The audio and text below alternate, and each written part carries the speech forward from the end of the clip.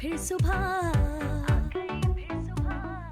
क्या हंसी है समा। अस्सलाम वालेकुम पाकिस्तान, गुड मॉर्निंग पाकिस्तान। कैसे हैं आप लोग? और हमेशा की तरह देती हूँ दुआ, खुश रहें, आबाद रहें, अपनों के साथ रहें, एक दूसरे का ख्याल रखें और ख़ास तौर पे अपने वालिदैन का जो अल्लाह पाक का बहुत ही कीमती तोहफ़ा। इस दुआ के साथ मैं अपने morning show good morning with सभी का आगाज़ करती हूँ। नाज़रीन, सुबह सुबह बस हर एक पर्सन की सुबह एक अलग तरीके से होती है, लेकिन एक चीज़ याद रखिएगा कि जब हम सुबह जैसे ही स्टार्ट करते हैं तो ज़िंदगी की रवानी रवां दवां हो जाती है और फिर हमें सारा दिन गुजारना होता है। तो इसीलिए मैं ये कहूँगी कि जब आपकी आँख खुले तो सबसे पहले अल्लाह का शुक्र अदा करें कि अल्लाह ने आपको दोबारा ज़िंदगी दी है और ये ज़िंदगी बड़ी सेहत वाली दी है।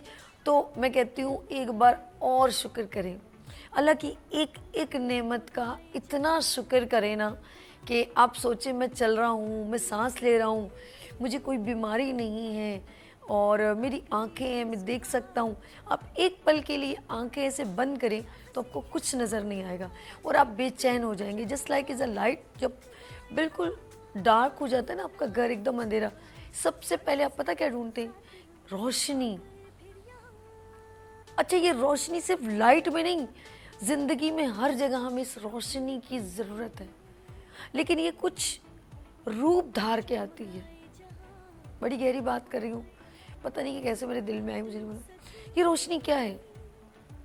एक बेकस मजबूर बाप अपने बेटे में रोशनी ढूंढ रहा है, एक बीवी अपने शौहर में वो रोशनी ढूंढ रही है, एक बच्चा यतीम हो गया और अपने बाप को ढूंढ रहा है कि वो रोशनी चाहिए जिसने मेरे सर से शेल्टर उतार दिया। ये रोशनी की बड़ी कदर है, इसकी कीमत बहुत है। वो बच्चे या वो जो खुद आज बाप बने, अगर उनकी वालिदैन दुनिया से चले जाते हैं तो वो उस रोशनी को, उस हल्की सी किरण का इंतज़ार करें कि आज मैं इतना कामयाब हूँ, काश मेरे माँ बाप मेरे साथ होते। वो रोशनी, वो सक्सेस, जब आपको कामयाबी मिलती है ना, किसी बेटी को वो डॉक्टर बनती है, वो किसी मकाम पर उसको गोल्ड मेडल मिलता है और उसकी माँ उस वक्त मौजूद ना हो, तो वो उसके अंदर एक अंधेरा होता है और वो उस रोशनी को तलाश कर रही होती है। बहुत सारी वहाँ पे कुछ और वालिदैन होते हैं जो अपने बेटी को, अपने बेटे को गले लगा रहे होते हैं। उस वक्त वो एक तलबगार होती है कि काश मैं इस रोशनी को हासिल कर सकूं। लेकिन बेकदरे लोग होते हैं, बेकदरे। यकीन करिए, जब आप इस स्टेज पे पहुंचेंगे ना, आप जब अपनी औलाद रखेंगे और जब आपके बच्चे आपके कंधे के बराबर होंगे और आपके बच्चे आपको आंखें निकाल के जब बोलेंगे ना, बदतमीजी करेंगे, तो आपको इतनी तकलीफ होगी कि मैं बता नहीं सकती। क्योंकि मैंने बहुत सारे लोगों को, और मैं आज उन लोगों की भी बात कर रही हूँ कि जिन्होंने अपनी सेहत कुर्बान कर दी, अपनी ज़िंदगी कुर्बान कर दी, अपनी खुशियों को कुर्बान कर दी, अपनी हैप्पीनेस कुर्बान कर दी अपने बच्चों के लिए, कि मैं उनके लिए कुछ बेहतर कर सकूं, उनकी ज़िंदगी में रोशनी भर सकूं। और मैंने ऐसे लोगों को भी देखा है जो बड़े भाई बन के अपनी ज़िंदगी को, बड़ी बहन बन के अपनी ज़िंदगी को सेक्रीफाइस करते हैं और अपने बहन भाइयों के लिए रोशनी बनाते हैं, उनकी ज़िंदगी को रोशन करने के लिए। ये रोशनी बड़ी कीमती है। मैंने कहा ना, एक पल आप आंख बंद करें तो आप इस मैटर वाली रोशनी के लिए कितना बेचैन हो जाते हैं।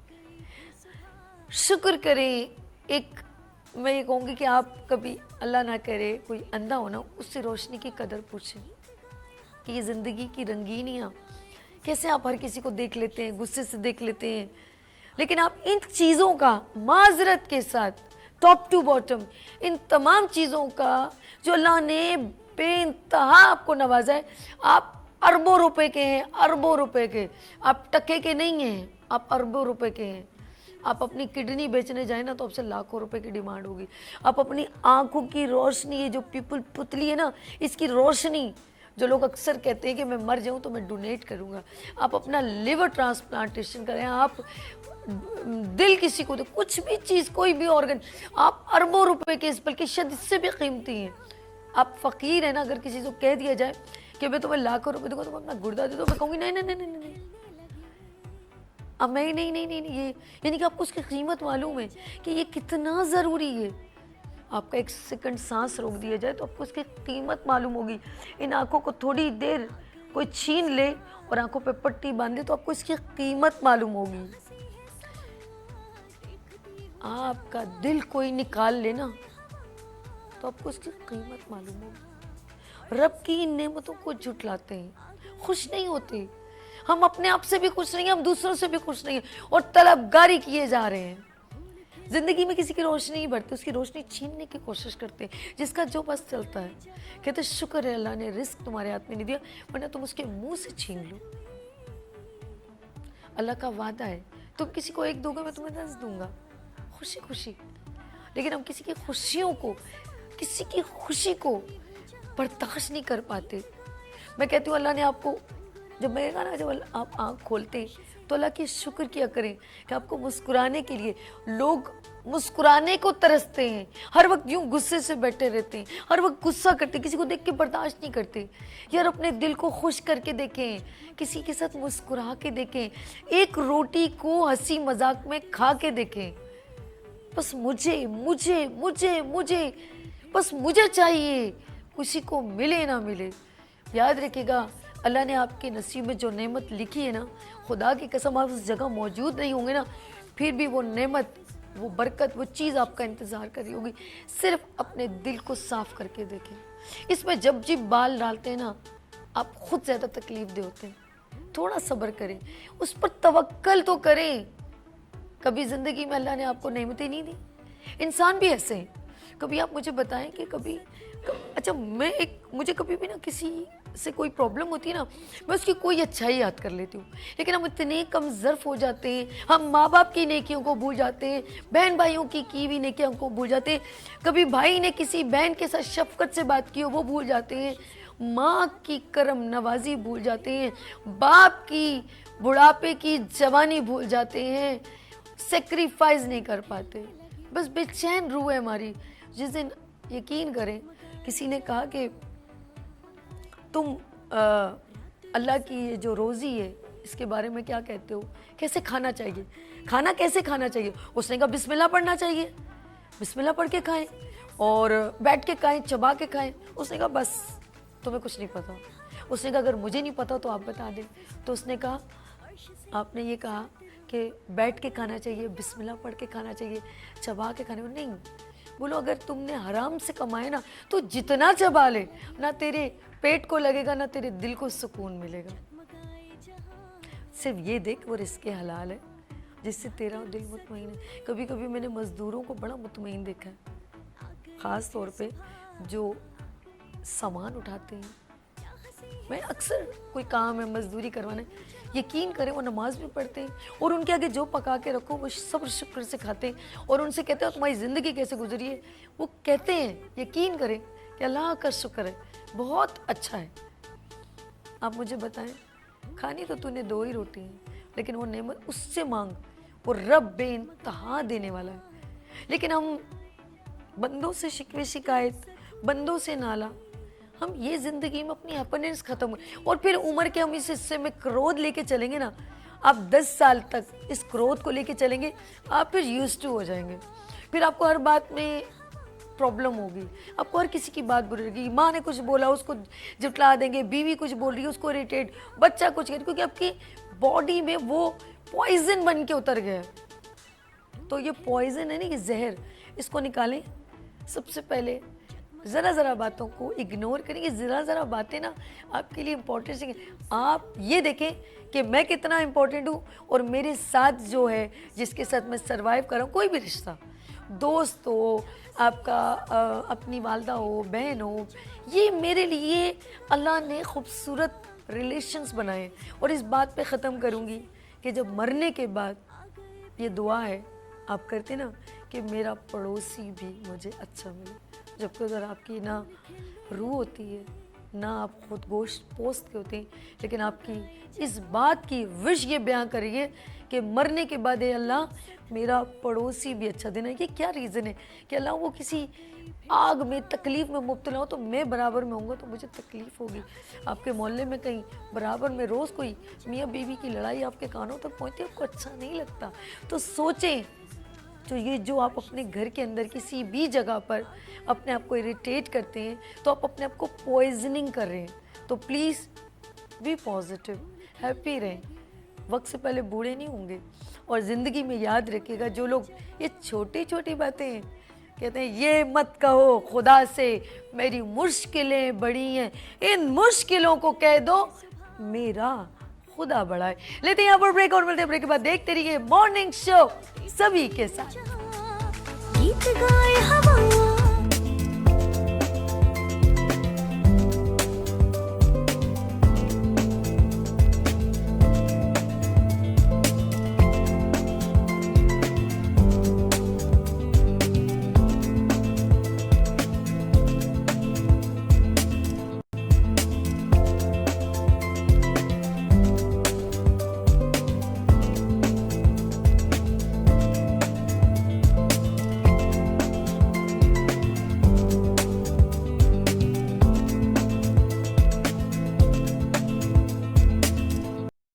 खिलने लगे।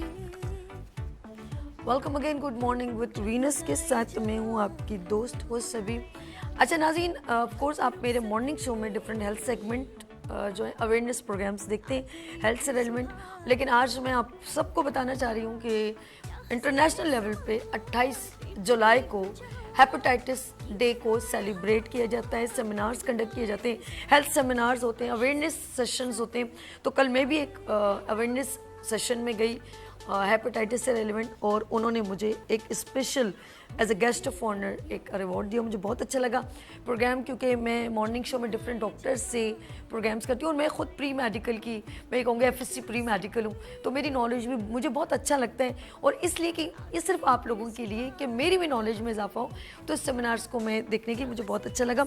Special thanks for Masood Ahmed sahab, बहुत शुक्रिया। लेनिंग के माशाल्लाह ये कहूँगी लेनिंग को बहुत अच्छे तरीके से आप प्रेजेंट करें।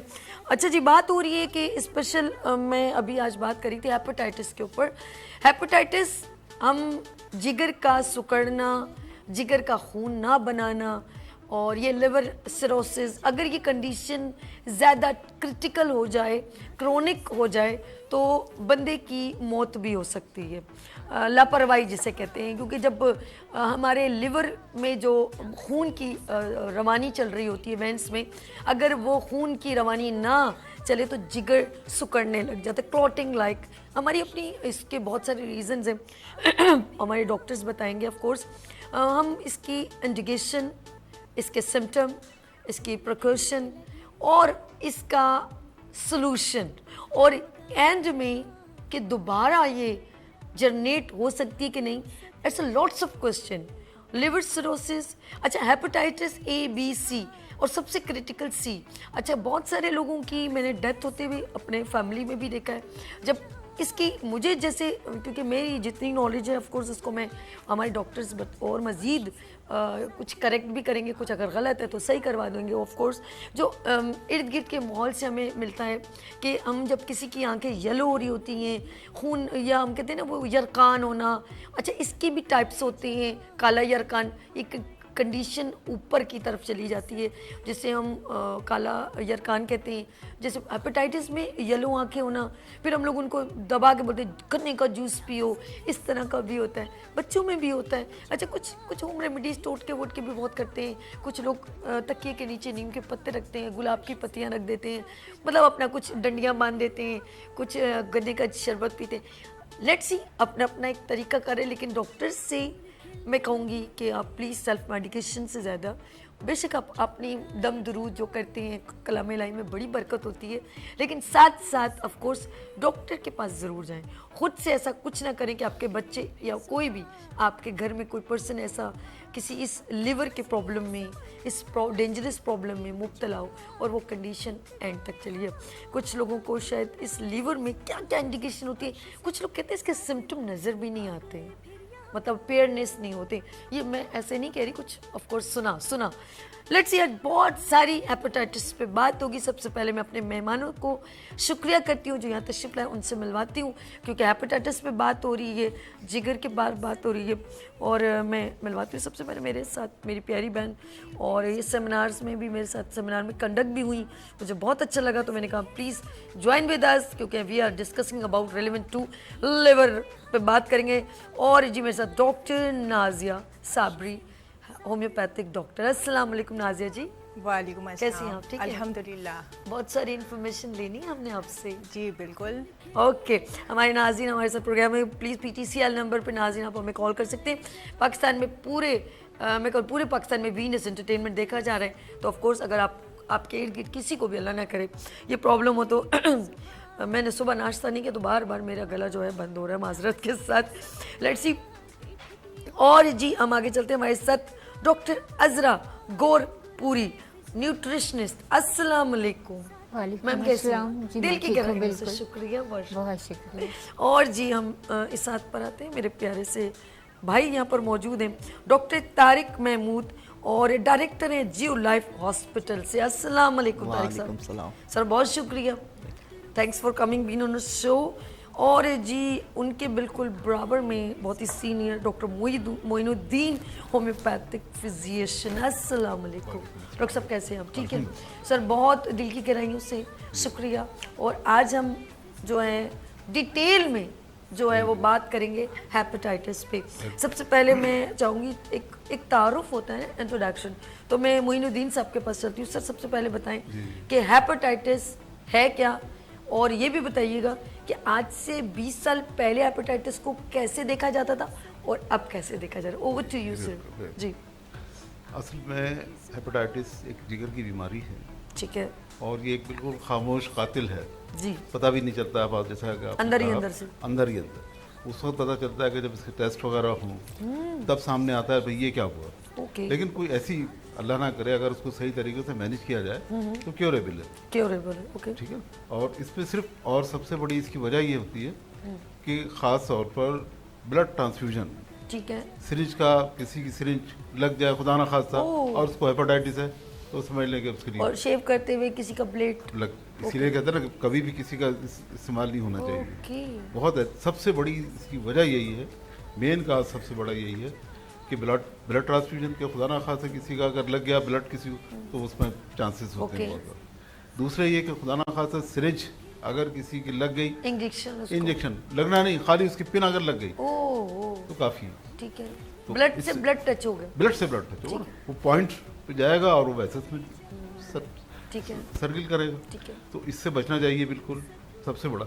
दूसरा ये सफाई का ख्याल रखा, ठीक है, हाँ सब ये जो इसकी मेन काजेज मैं है, समझ, मेन काजेज इसकी यही है कि सफाई सुथराई का ख्याल रखा जाए, ताल्लुकात में बहुत एहतियात की जाए, ओके, सबसे बड़ी बात मियाँ बीवी रिलेशन बहुत ज़रूरी, ठीक है, बिल्कुल एहतियात की यानी जाए, कि उनको भी लग सकता है, बिल्कुल ऐसे? लग सकता है, Good, बिल्कुल लग okay. सकता है, बच्चों को भी ऑफ कोर्स फिर आगे बच्चों को भी होता है, अगर मतलब कहते हैं ना इनहेरिट विरासत में जी जी हमारे साथ हो सकता विरासत में कभी भी हो होता है लेकिन बहुत कम है। ज़्यादातर इसके जो मैं काजेज बताए, ये ब्लड ट्रांसफ्यूजन हो या किसी के लग जाए, ठीक है, तब वैसे नहीं लगता किसी को, विरासत में बहुत कम ऐसे ठीक है, चांसेस हुए हैं ठीक है। कि ऐसा कि एक नस्ल से दूसरी नस्ल में मुंतकिल हो जाए। ठीक है। अच्छा, यही क्वेश्चन मैं सबसे एक बार देखूंगी कि जरा पता है हम जितनी नॉलेज आप लोगों से छीन लें जी, जी। और हम डॉक्टर बन नहीं, जाए हम बिल्कुल हम जितनी हैं, हम अपने हम आपको जितने भी डॉक्टर बनाने जो हैं। देख रहे हैं सबके लिए नहीं, अब मैं चाहेंगे। एक चीज़, अब मैं तारिक साहब के पास चलूंगी। एक चीज़ मैंने नोट की है, पहले ये होता था लोग डॉक्टर के पास जाते थे और जो वो लिख के देता चल, लेकिन अब बाकायदा क्रॉस क्वेश्चन होते हैं, डॉक्टर साहब ये ऐसे कैसे, इसका रीज़न क्या हो गया था, ये मुझे क्यों एचिंग हो रही है, ये मैंने वो खाया था। पूरी डॉक्टर जब तक अच्छा अटेंशन डॉक्टर ना देना, वो कहता है मेरी फीस बर्बाद हो गई है, चाहे वो ठीक हो ना, लेकिन वो कहता है मुझे डॉक्टर की पूरा एक टाइम चाहिए, एक तवज्जो चाहिए। ये एक अब अल्हम्दुलिल्लाह मरीजों में ये चीज़ अवेयरनेस हो गई। डॉक्टर तारिक साहब आप क्या कहना चाहेंगे कि हेपेटाइटिस को एज कम्पेयर टू अभी और पहले के दौर में कैसा देखा जाता था? First of all, I really thankful to you for inviting us. Beautiful program. I used to watch your program. It's very informative and knowledgeable by your beautiful guest, and knowledgeable guest. So today topic is very important for us, for our nation.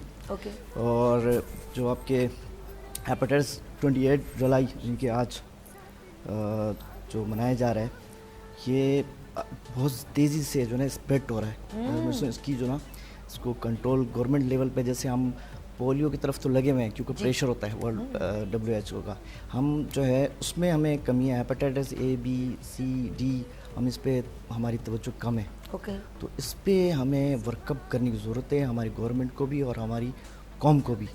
कौम जो है वो एहतियात बरते, क्योंकि कहते हैं ना एहतियात इलाज से बेहतर है। यानी कोई सीरियस इसको ले नहीं रहा, ले नहीं रहा क्योंकि ये बहुत तेज़ी से स्प्रेड हो रहा है। बहुत से जो पंजाब साइड है, अच्छा इसकी वजूहात मुख्तलिफ शहरों में मुख्तलिफ है। पंजाब में ज़्यादा ये बहुत ज़रूरी जी, है। जी पंजाब में ये देखा गया वहाँ फार्मिंग ज़्यादा होती है, खेती बाड़ी, तो वहाँ पर जो खेतों में जो पानी दिया जाता है उसमें खाद वगैरह फर्टिलाइज़र दी जाती है। अच्छा वही पानी जो है हमारे वहाँ के लोग पी भी रहे होते हैं। अच्छा ये पानी पीने से भी ज़मीन जी, पानी की वजह से ही होता है। ओके आपने भी वो गांव की बात की थी ना, गाँव थोड़ी सी वो मैं तो मिसिंग वहाँ पर लोगों को बहुत ज़्यादा हो रहा है, अच्छा क्योंकि वहाँ का जो ज़मीनी पानी होता है ना, वो खेती बाड़ी की वजह से उसमें केमिकल्स भी जाते हैं। वो पानी पे हम इस्तेमाल भी करें, क्योंकि वो लाइन का पानी तो नहीं होता ना। ठीक है, ठीक है। शहरों में तो चलो लाइन का पानी भी होता है, दीगर भी और लाइन में जब फैसिलिटी आता है तो होती उससे है। पहले वो आर ओ बहुत प्लांट सारे का प्रोसीजर्स से जी, गुजर के आते हैं, हमारे ठीक पास बहुत सी दीगर फैसिलिटीज़ होती हैं। RO प्लांट से भी होते हैं, मिनरल वाटर भी पेयर होते हैं, तो वहाँ कम होता है। लेकिन पंजाब साइड में और रूरल एरिया में ही ज़्यादा प्रॉब्लम्स आती हैं।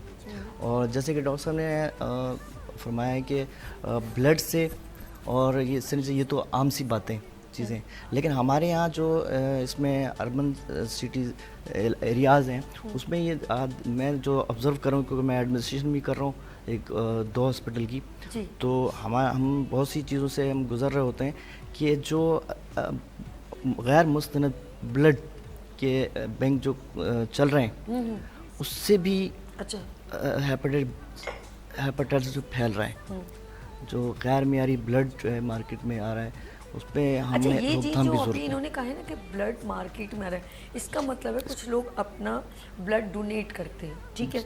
अब ये बिजनेस हो रहा है बिजनेस इसमें। है, जी हाँ। अब ये नहीं पता अगर अल्लाह ना करे कोई जल्दबाजी में कोई 2 पैसों की खातिर कुछ मिस्टेक कर दे, तो समझ ले हमने एक पूरी बीमारी किसी और को फैमिली डिस्टर्ब हो गई। ट्रांसफर घर कर में दी। यस घर में एक पेशेंट को अगर वो बीमारी लग गई तो वो पूरी फैमिली डिस्टर्ब, ओह माय और फिर ये जेनेटिक भी है, ये ट्रांसफर भी हाँ, होती है। ये spread भी मैं होती यही है। पूछ रही थी कि बच्चों में अगर किसी मियाँ बीवी में तो बच्चे में ऑटोमेटिक ही जा सकता है जाती है, ओके। लेकिन जैसे डॉक्टर साहब ने कहा कि इसका रेशो कम है, लेकिन जाती है, अच्छा एहतियात एक की और जरूरत चीज़ होती है। तारिक मैं फिर आगे मैम के पास चलती हूँ, फिर मैं आपके पास दोबारा आती हूँ सर।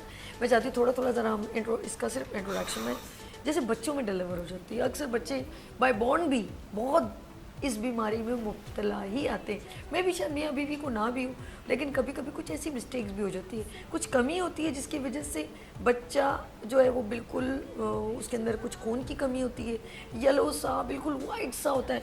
तो लेट्स सी मेरे साथ बहुत ही सीनियर डॉक्टर मैं कहूँगी अज़रा साहिबा, अज़रा गोरखपुरी मैम, क्या कहेंगे कोई न्यूट्रिशन वैल्यू, कुछ कमी जो बच्चे में ट्रांसफ़र होते हुए उसको पैदाइशी अरकान हो सकता है कि नहीं हो सकता, ये बताइए। देखिए हर बच्चा जो पैदा होता है उसको जॉन्डिस होना ज़रूरी होता है, ठीक है, उसके हेल्थ के लिए ये अच्छा होता है। दूसरी चीज़ ये है, पहले तो हम ये देखें कि इस बार जो हम इस साल जी हेपेटाइटिस डे जो सेलिब्रेट कर रहे हैं पूरी दुनिया में, जी उसका थीम दिया है इन्होंने let's break it down. Okay हर बार एक थीम दिया जाता है, ठीक है। इस साल जो थीम मिला है लेट्स ब्रेक इट डाउन, यानी नंबर्स को कम करें। तो नंबर अगर देखा जाए तो 300 मिलियन पीपल हेपेटाइटिस से इस वक्त जो सफ़र कर रहे हैं वो 300 मिलियन पीपल बहुत हैं ज़्यादा पूरी दुनिया में, जी, पूरी दुनिया। और 2 मिलियन हर साल ऐड होते हैं। Oh my God. अच्छा हेपेटाइटिस एक्चुअली एक टैबू भी बना दिया है। ओके दूसरा ये है कि इंफॉर्मेशन कम है लोगों को, हाँ वही बात है, अवेयरनेस नहीं है, नॉलेज अवेयरनेस नहीं है, तो उसके लिए उर्दू में जरूरी कहूँगी है। मेरी प्यारी बहनों, जानकारी नहीं है कि पता होता तो मुझे Exactly. शायद मैं बच जाती वाली बात एग्जैक्टली है। जी अच्छा, हेपेटाइटिस एक्चुअली होता है जी। ABCDE। अच्छा ए और ई वाटर और फूड बॉर्न डिजीज है, अच्छा ये क्योरेबल है। ए और ई हेपेटाइटिस क्योरेबल है, ओके ये होती है और 3 महीने से 6 महीने में ख़त्म हो जाती है। ठीक है ओके जॉन्डिस की शक्ल में भी उभरती है। ए और ई अच्छा। पानी से आती है या खाने से आती है। अच्छा जी ओके। दूसरा अच्छा टॉक्सिक यानी कि खानों पीने में भी है। बिल्कुल Oh my exactly God, B Allah. And C and D ठीक है these are not curable, treatable है बट नॉट क्योरेबल। क्योरेबल नहीं है। ये ब्लड से आती है। ठीक है। और जिन लोगों को बी हेपेटाइटिस होता है वो ज़्यादा खतरनाक होता है as compare to hepatitis C. वाह, बहुत खूब। और जिनमें बी होता है उनको हमेशा डी ज़रूर देखना चाहिए। डेल्टा वायरस है, अच्छा। सेटेलाइट से भी आती अच्छा है ये एक वायरस है basically, एग्जैक्टली जो ब्लड में मौजूद है और कहीं और जी ट्रांसफर हो जाता है। जी। अपनी डी वायरस जो है, डेल्टा वायरस यानी हेपेटाइटिस डी, वो कोविड की तरह अपनी शक्लें भी बदलता अच्छा है। मैं ABC सीखी थी, आगे मुझे आ नहीं डी रही है नहीं। देखिए इन्होंने ये यानी कि डी ये चीजें मतलब डे बाय डे जी, वो आपने और सीखा कि वर्ल्ड बढ़ते हेल्थ चला जा रहा है। ऑर्गेनाइजेशन ने ये कहा है कि कोविड के बाद अगर सबसे खतरनाक डिजीज है तो वो हेपेटाइटिस है। नहीं वाकई एग्जैक्टली। लेकिन ये वायरल भी है, ये टॉक्सिक भी है, यानी जो लोग टीबी के पेशेंट होते हैं they are more prone to hepatitis, क्योंकि उनको ऐसी मेडिसिन दी जा रही होती है जिनकी वजह से उनको हेपेटाइटिस सी हो जाता है। अच्छा इस लिवर के प्रॉब्लम से और भी इंडिकेशन मतलब आपने कहा कि वो टीबी Tuberculosis. Tuberculosis Yes. ये भी है, तो यानी कि इंडिकेशन ये भी हो सकती जी, है। बिल्कुल। अच्छा कुछ लोग एनेमिक पेशेंट होते हैं, खून की कमी, क्या खून की कमी मुस्तकिल होने से भी देखिए हेपेटाइटिस हो सकता है? बात ये है कि ये सारा काम लीवर है, लिवर करता है। ठीक है, ठीक है। अच्छा लिवर इतना बड़ा ऑर्गन, सबसे बड़ा ऑर्गन बॉडी का है हमारा स्किन, ठीक है उसके बाद लिवर है। ठीक है वो कहते हैं ना, फिल्मों में भी कहते हैं ना 5 किलो का लिवर लेके बैठा है और काम कुछ नहीं कर रहा है। 5 किलो का ठीक है मैं समझ गई। ओके तो ठीक लिवर के अंदर एक खूबी ये है कि जो चीज़ एक्सेस हो जाती वो उसको स्टोर कर लेता ठीक है। और जब ज़रूरत होती तो बॉडी को देता भी है। तो इट्स वेरी इंपॉर्टेंट। तो हेपेटाइटिस का जो मेन कॉज आजकल जो आ रहा है वो that is a fatty liver. Okay. Liver के ऊपर फैट आ जाता है और लिवर अपना फंक्शन नहीं कर पाता। ओहो और दूसरा इंसुलिन रेजिस्टेंट हो जाता है, यानी शुगर जा नहीं पाती लिवर डॉक्टर में। साहब आपने अब जो छेड़ा है ना मुझे, ये जो आप मैं हाँ, लिवर आपको इसको हम technically कंटिन्यू बात करेंगे। करूंगी। ब्रेक इजाजत है, हम थोड़ी सी ब्रेक Exactly, ले, फिर मैं आपके exactly. पास वापस आती हूँ, फिर आगे नासिक जरूर। में चलेंगे। मेरे साथ यहाँ पर डॉक्टर नाजिया मौजूद हैं, डॉक्टर अजरा साहिबा हैं, डॉक्टर तारिक साहब हैं, डॉक्टर मोइनुद्दीन साहब हैं। तो गुफ्तगू हेपेटाइटिस पर चल रही है। नाज़रीन एक बार फिर ब्रेक लेने से पहले बताती चलूँ 28 जुलाई पूरे इंटरनेशनल लेवल पर वर्ल्ड में हेपेटाइटिस डे को सेलिब्रेट किया जाता है। इट्स कंडक्ट किया जाता है, सेमिनार्स के थ्रू लोगों को अवेयरनेस दी जाती है। लेकिन अफसोसनाक बात ये कि मैम ने जिस तरह बताया कि डे बाय डे हर साल कम होने के बजाय हेपेटाइटिस के पेशेंट बढ़ते चले जा रहे हैं, तो ये अच्छी बात नहीं है। कोई तो वजह है जिसकी वजह से ये प्रॉब्लम हो रही है। लेट्स सी, हम डिस्कस करेंगे और कोशिश करेंगे आपको अपने इस चैनल से, गुड मॉर्निंग विद सभी से, आप तक जो है अवेयरनेस और गुफ्तगू के थ्रू नॉलेज दे सके। लेते हैं यहाँ पर ब्रेक और मिलते हैं ब्रेक के बाद। देखते रहिए मॉर्निंग शो सभी के साथ। अर्श से 7 रंग आ गए फिर यहाँ।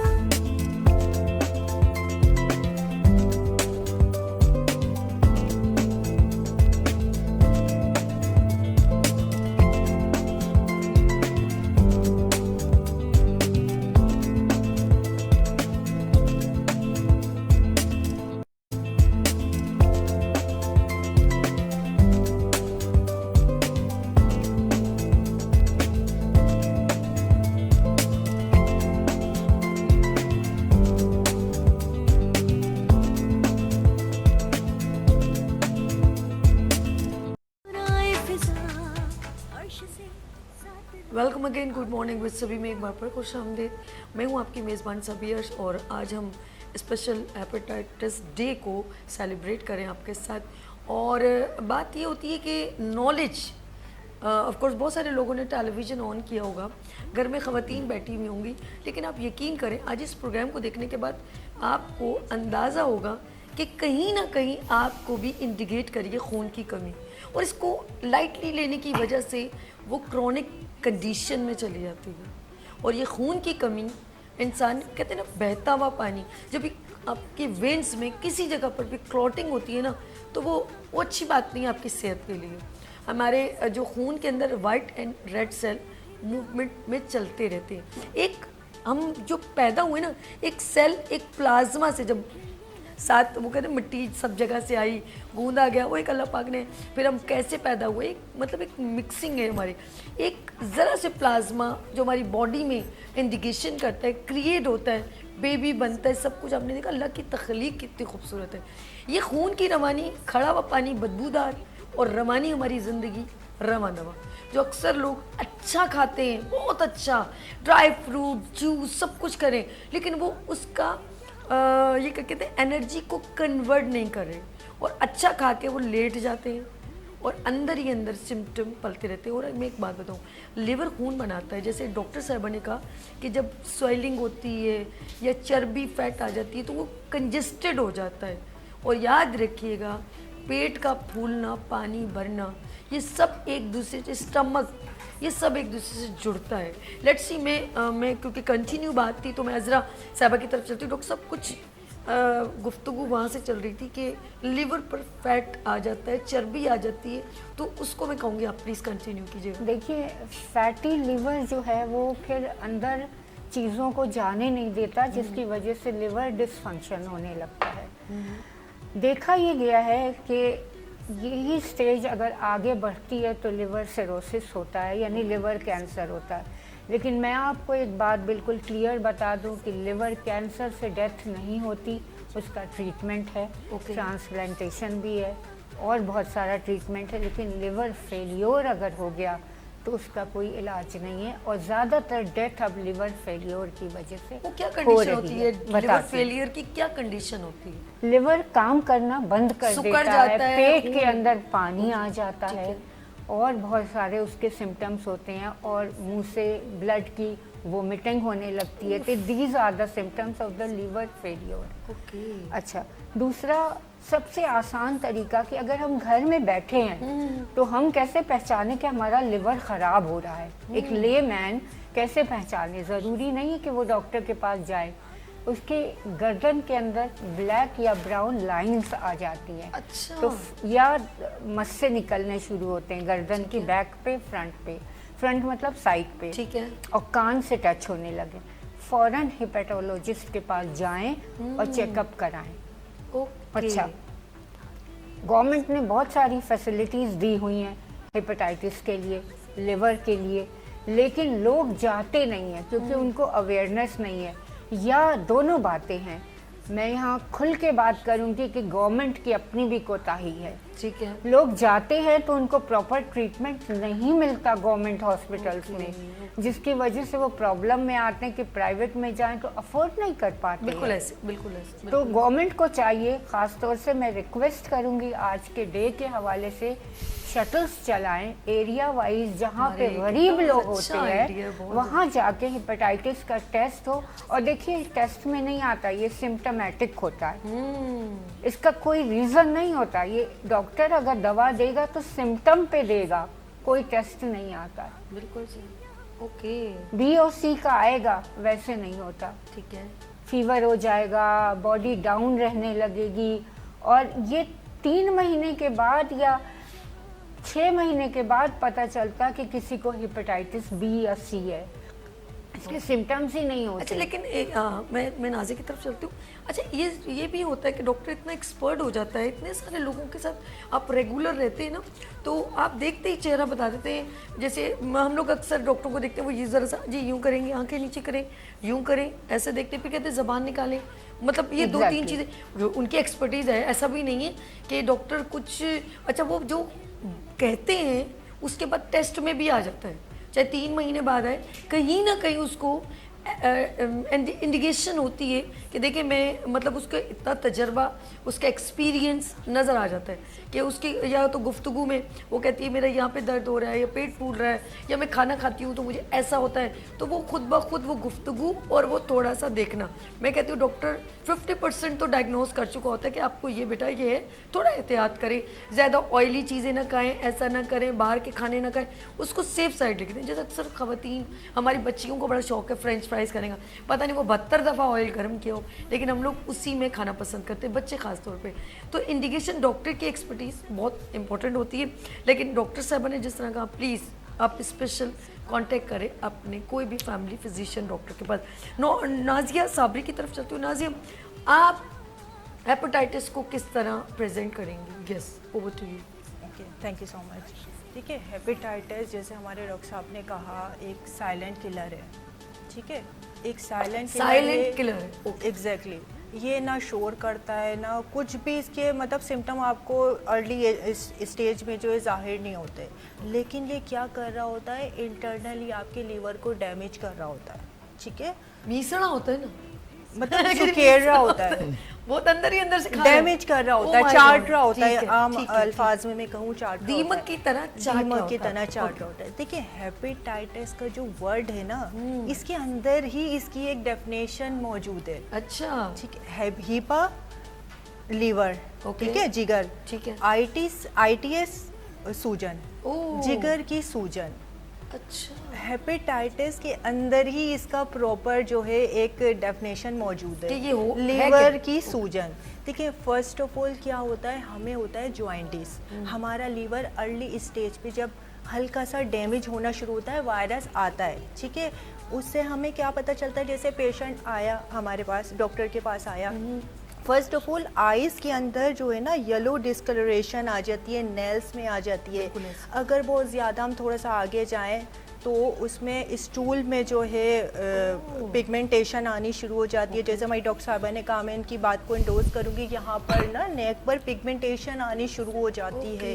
ये सारे सिम्टम्स होते हैं, ये आपको बता रहे होते हैं फीमेल, मतलब जो पेशेंट है उनको नोज़िया, वॉमिटिंग, भूख का ना लगना, ये सारी चीज़ें आ रही होती हैं, तो ये आपको बता रहे होते हैं बज़ाहिर।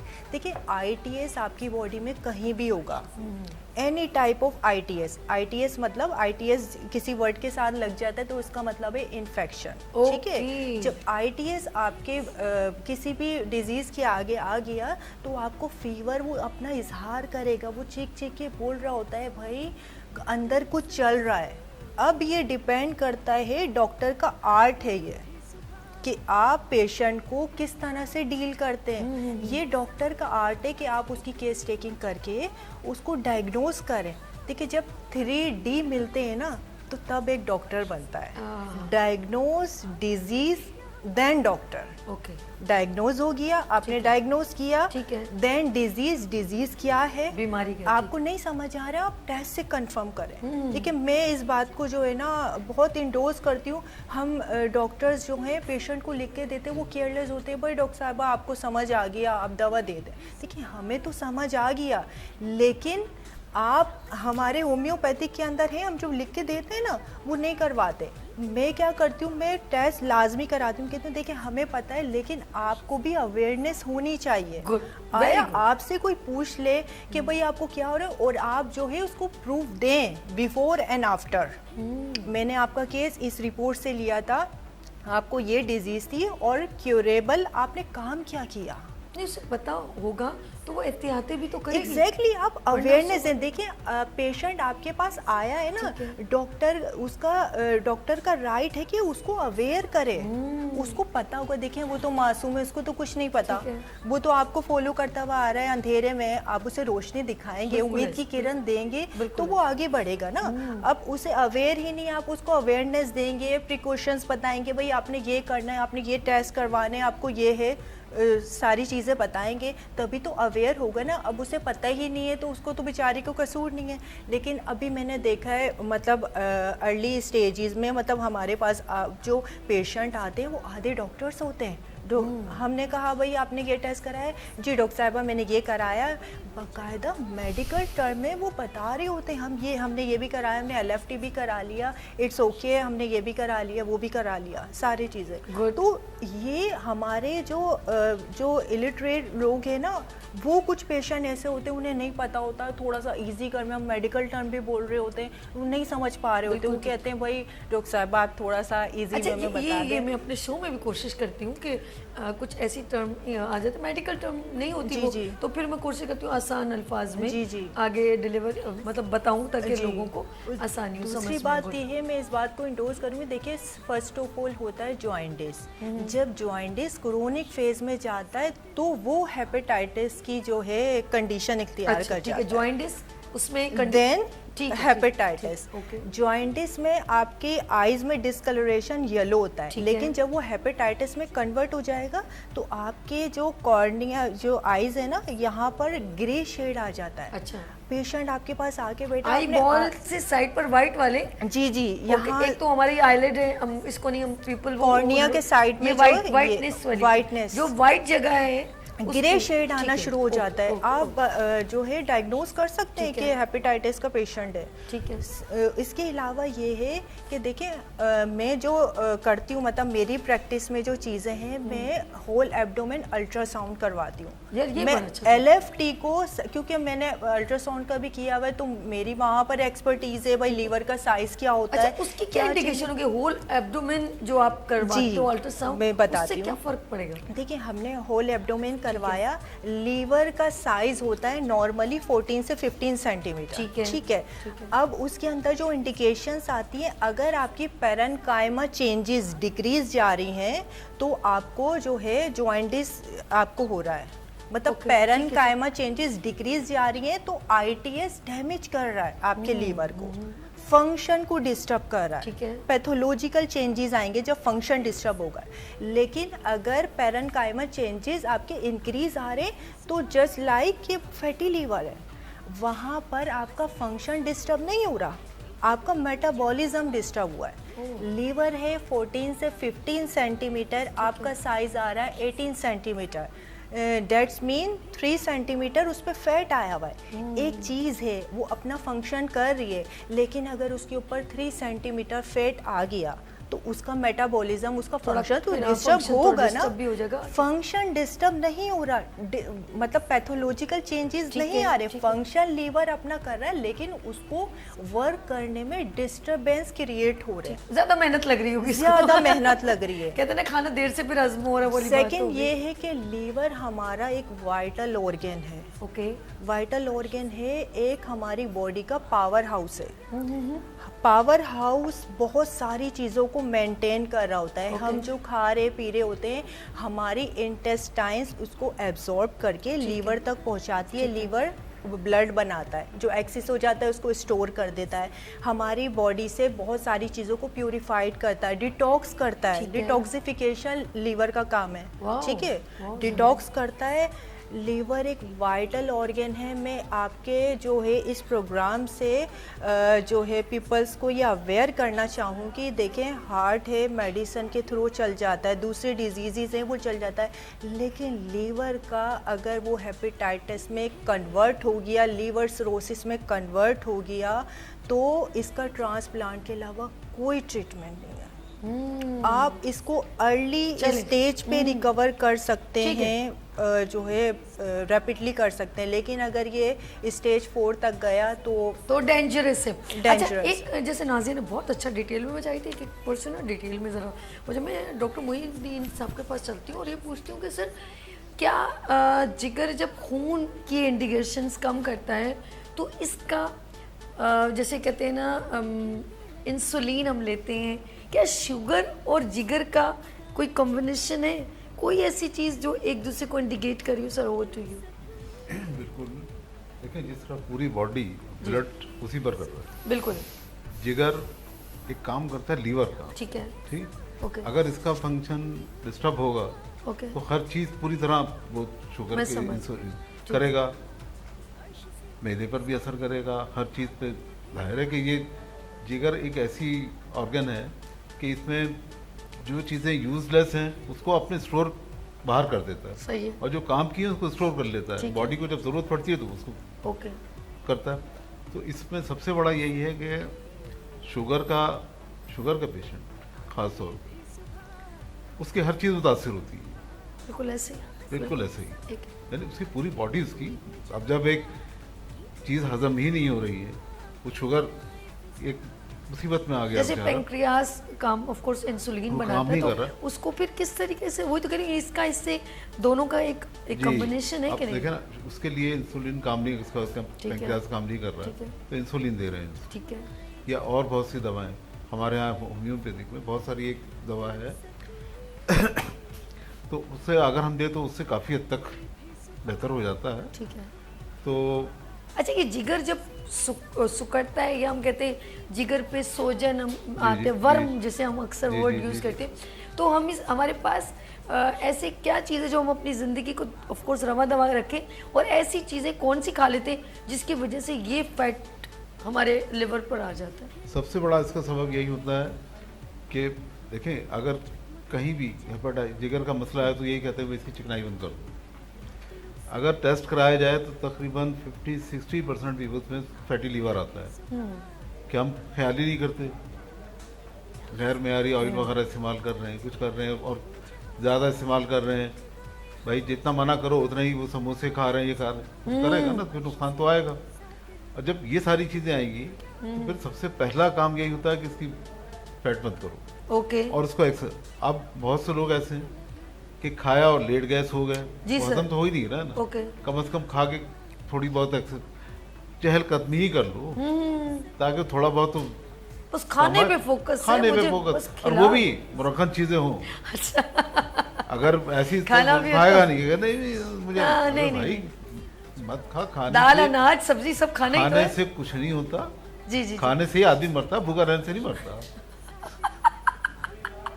डॉक्टर साहब देखिए, अब आपने ना इतना हमने सीरियस टॉपिक कहा, खाने से लोग मरते हैं, भूखे रहने से लोग नहीं। और मैंने एक महीना जो लोग डिजास्टर में कहीं फंस जाते हैं ना, महीना महीना उनको जिंदा रहते हैं ना, यकीन 50-50 करें। दिन के बाद निकले तो और ये नहीं निकले। वाकई में निकले, और चाहे सूख के, हाँ। लेकिन जिंदा रहे, जिंदा मरे रहे, नहीं, मरे नहीं, कोई डिजीज भी नहीं लगी ये उनको। नहीं हो, वो बस वीक हुए हैं थोड़े। वीक हुए। तो और आपने इसके कहा लिए- खाने से लोग मरते, वाकई में बिल्कुल, खा के overeating- मरेगा, भूखा नहीं मरेगा। डॉक्टर साहब के पास एक पेशेंट, इन्होंने जिस तरह का, वैसे होम्योपैथिक डॉक्टर की वैसी दवाइयाँ मीठी होती हैं। मैंने एक जोक के पहले भी सुना चुकी हूँ और आपने कहा कि दोबारा सुना, अब आप भी इंजॉय जी, जी, करें। जी। वो पेशेंट जाते हैं डॉक्टर साहब के पास, लेडी जाती कहती है डॉक्टर साहब मेरी बड़ी तबीयत, उन्होंने कहा ठीक है दवाई लिखते, तो कहती है डॉक्टर साहब कड़वी दवाई ना लिखिएगा, कह 2 किलो जलेबियाँ लिख दें। 2 किलो जलेबियाँ लिख दें, तो वो नाजिया को ये क्या हो गया। तो वो हिसाब है कि हम लोग इनटेक ओवर ईटिंग हमारे लिए ये नुकसान नुकसान है। है। क्या कहते हैं जी जी बिल्कुल। डॉक्टर साहब? तारिक के पास चलते डॉक्टर डॉक्टर साहब। थोड़ा सा मैं जी जी जी जी एक ओ बात सर, एक सर, बात सर। मेरे जहन में आई जी, थी, जी। तो मैंने कहा था कि हमारे यहाँ दवाएं भी बहुत सारी ऐसी हैं। मिसल साइजेरियम हमारी एक दवा है होम्योपैथी, वो जामुन की गुठली से बनाई, और जामुन तो वैसे ही बहुत फायदेमंद होती है बहुत शुगर फायदे के लिए। उसका तो तो साइजेरियम हमारे पास एक ऐसी दवा है कि वो खाली उसी को अगर हम 10 कतरे पानी में डाल कर पिए तो वो किसी हद तक कवर कर लेती है। वाओ, क्या नाम है? साइजेरियम, साइजेरियम। साइजेरियम एक दवा इसको है। पानी में इतने 2 घुट पानी में ड्रॉप बस आधा कप पानी में 10 कतरे पानी में डाल के पी लो, क्यों पोटेंशियल। इससे क्या फर्क पड़ेगा लिवर? इससे ये पड़ेगा कि पूरे उसको साफ करेगा, लिवर डिटॉक्सिफिकेशन। बिल्कुल बिल्कुल गुड हो साफ गया करेगा। जी। अच्छा, ये हर पेशेंट ले सकता है कोई, कोई- मतलब लिवर के लिए ले जी, सकता जी, है? जी। बहुत अब अच्छा। देखिए जामुन है तो पाबंद नहीं है ना, हर आदमी खा सकता है। किसी चीज जामुन में भी फायदा, जामुन की गिरियों में भी फायदा। फायदा उसी की गुठलियों को पीस कर बनाई पीस जाती कर, अच्छा उसकी गुटलियों को पीस के है। गुठलियों बनाई। को उसी में से निकाला जाता है, अर्क वगैरह उसको हाँ। बेहतरीन दवा है बस साइजेरियम। हमारे पास चीजें हैं, अल्लाह Awareness की है। नेमतें हैं, और समझ सबसे बड़ी नहीं। बात वही है कि देखें कैसे पता चले, डॉक्टर साहब ने भी फरमाया कि ये पिगमेंट्स, ठीक है। सबसे बड़ी निशानी है कि इंसान खुद अपने आप सोच ले कि यार मैं 2 रोटी खाता था, अब 1 रोटी से मेरा पेट भर जाता है, तो इसको इंडिकेट लेना चाहिए। हम लोग ओके। ख्याल ही नहीं करते। ओके। सबसे बड़ी वजह ये, सबसे बड़ी निशानी ये है कि कहीं ना कहीं तेरा लीवर जो है वो डिस्टर्ब हो रहा है। ओके। भाई 2 रोटी खा रहे थे, अब 1 रोटी खा रहे हो, और 1 रोटी खा के भी कहते बस ठीक है, भाई खाओ ना, नहीं बस मेरा पेट भर गया। चले एक आध दफ़ा अगर हुआ तो कोई मतलब नहीं, लेकिन अगर मुस्तकिल ऐसा ही हो रहा है, दोनों टाइम उसको यही चक्कर है, तो फिर उसको ये Seriously? कुदरती तौर पर अलार्म है, हाँ हम लोग बिल्कुल ख्याल नहीं करते। बिल्कुल सही बिल्कुल बस वो जब जाएगा 6 महीने के बाद कि भाई यार भूख नहीं लग रही मुझे, भाई कब से नहीं लग, अब सब काफी दिन हो गए। अच्छा डॉक्टर साहब एक हमारा एक कॉन्सेप्ट है या कोई भी है कि हम लोगों ने एक माइंड बनाया हुआ है, मुझे सिर्फ ये थोड़ा सा बताएगा फिर मैं ताई जी, साहब जी, को जी, बताऊं। कि कहते हैं कि जब हमने अपना एक सुबह नाश्ता, दोपहर का खाना, रात का खाना, जी, नस्लों से यही चला आ रहा है ऐसे। जी, जी, बिल्कुल लेकिन बेहतरीन बात ये है कि भूख लगे तो खाना खाना चाहिए, बिल्कुल वरना नहीं ऐसे, और विदाउट भूख के खाना बेकार है। बेकार है। तो बात ही खत्म करी किसी डॉक्टर दाना साहब। जी, का आप क्या कौल था कि खाने का बेहतरीन वक्त क्या है, खाने का बेहतरीन वक्त वो है जब आपको भूख लग रही है। बेहतरीन। जी नाज़रीन, कहते हैं कि जीने के लिए खाना चाहिए, खाने के लिए जीना, ये आपने डिसाइड करना। लेते हैं यहाँ पर ब्रेक और मिलते हैं ब्रेक के बाद। देखते रहिए मॉर्निंग शो सभी के साथ।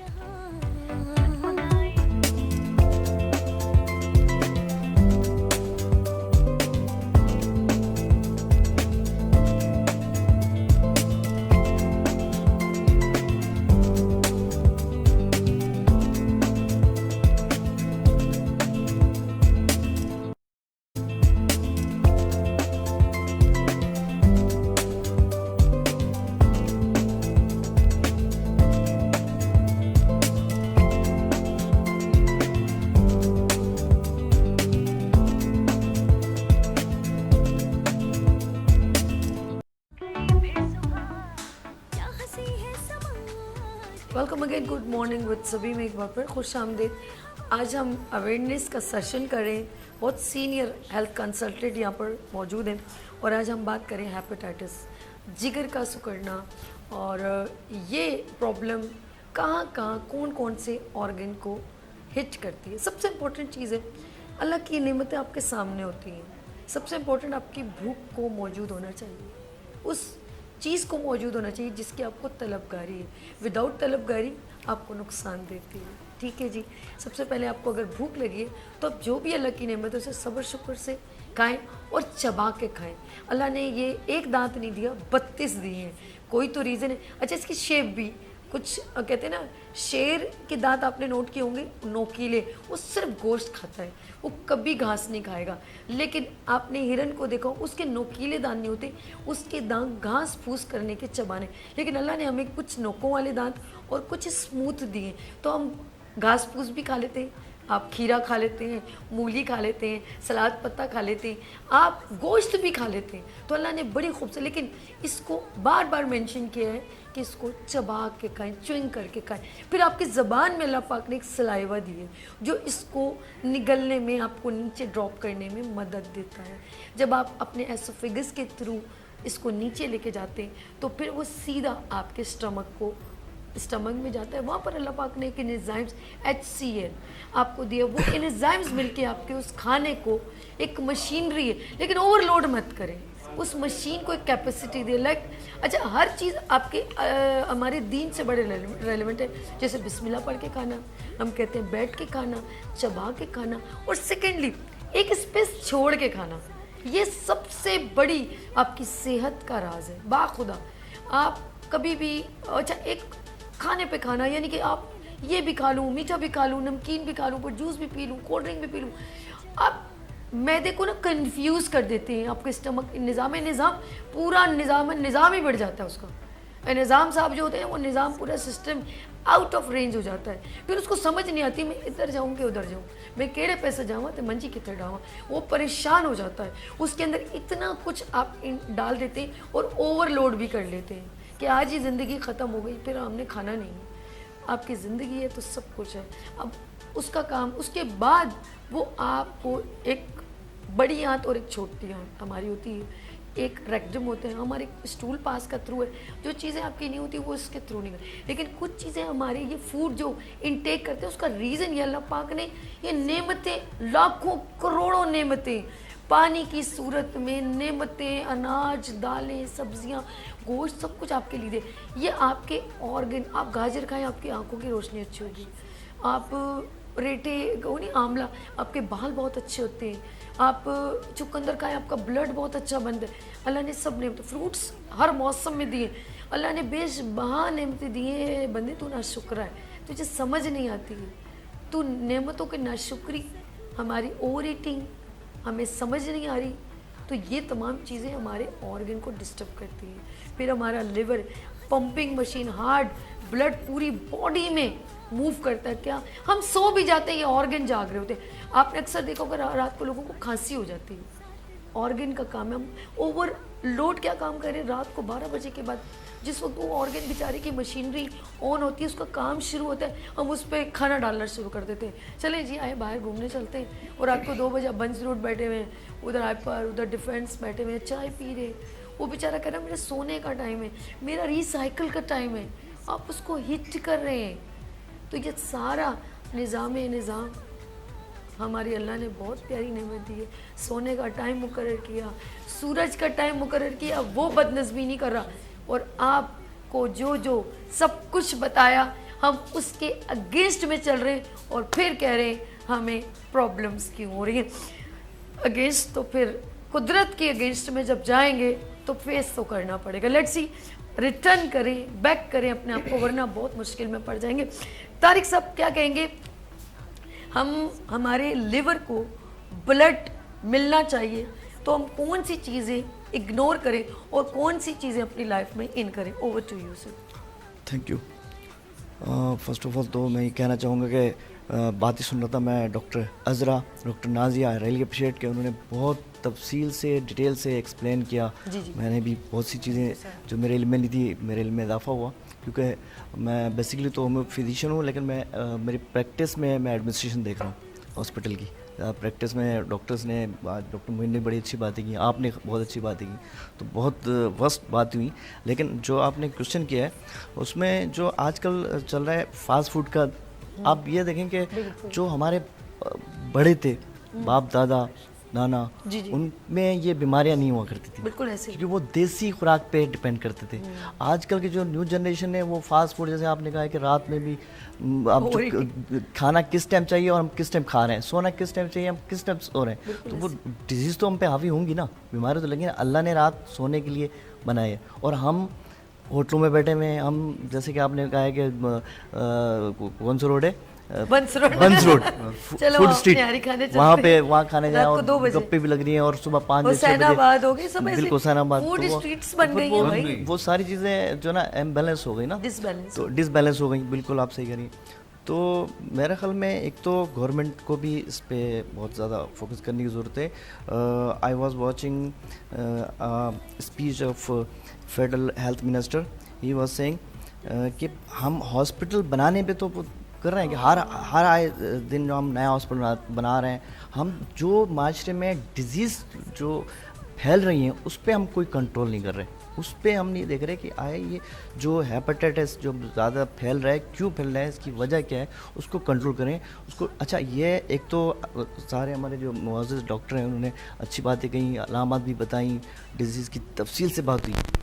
अच्छा, इसमें मैं एक बात ऐड करना चाहूँगा कि हर जैसे हम पोलियो वैक्सीन करवाते हैं, अगर गवर्नमेंट एवरी 6 मंथ में टेस्ट कराए या 1 ईयर में, क्योंकि इनिशियल स्टेज में आपको नहीं पता चलता, जैसे डॉक्टर नाज़िया ने कहा है कि पहले जॉन्डिस होता है, फिर वो आहिस्ता आहिस्ता वो सिरोसिस की तरफ और हेपेटाइटिस सी में क्रॉनिक कंडीशन चला जाता है। इनिशियल स्टेज में तो हम नहीं पता चलता, ये जब क्रॉनिक हो जाता है, जब ये बॉडी पे हावी होता है, फिर हम भागते हैं, टेस्ट भी कराते हैं। अगर हम टेस्ट इनिशियल स्टेज में करवा लें तो शायद कंट्रोल हो जाए, और ख़त्म नहीं हो, जैसे सी तो ख़त्म नहीं होता, लेकिन कम से कम वो कंट्रोल रहेगा, और आपकी एज अल्लाह ने चाहा तो वो ज़्यादा लंबी होगी। और अगर क्रॉनिक हो गया तो फिर तो वो 2-4-6 महीने में ही, मेरे एक दोस्त हैं उनको हेपेटाइटिस आई थिंक ई हुआ था, उन्होंने ट्रांसप्लांटेशन भी करवा ली, सब करा ली, लेकिन अभी भी वो 100% क्योर नहीं है। और सर एक और बात बताऊँ, अपनी फैमिली में काला ज़रकान हुआ था,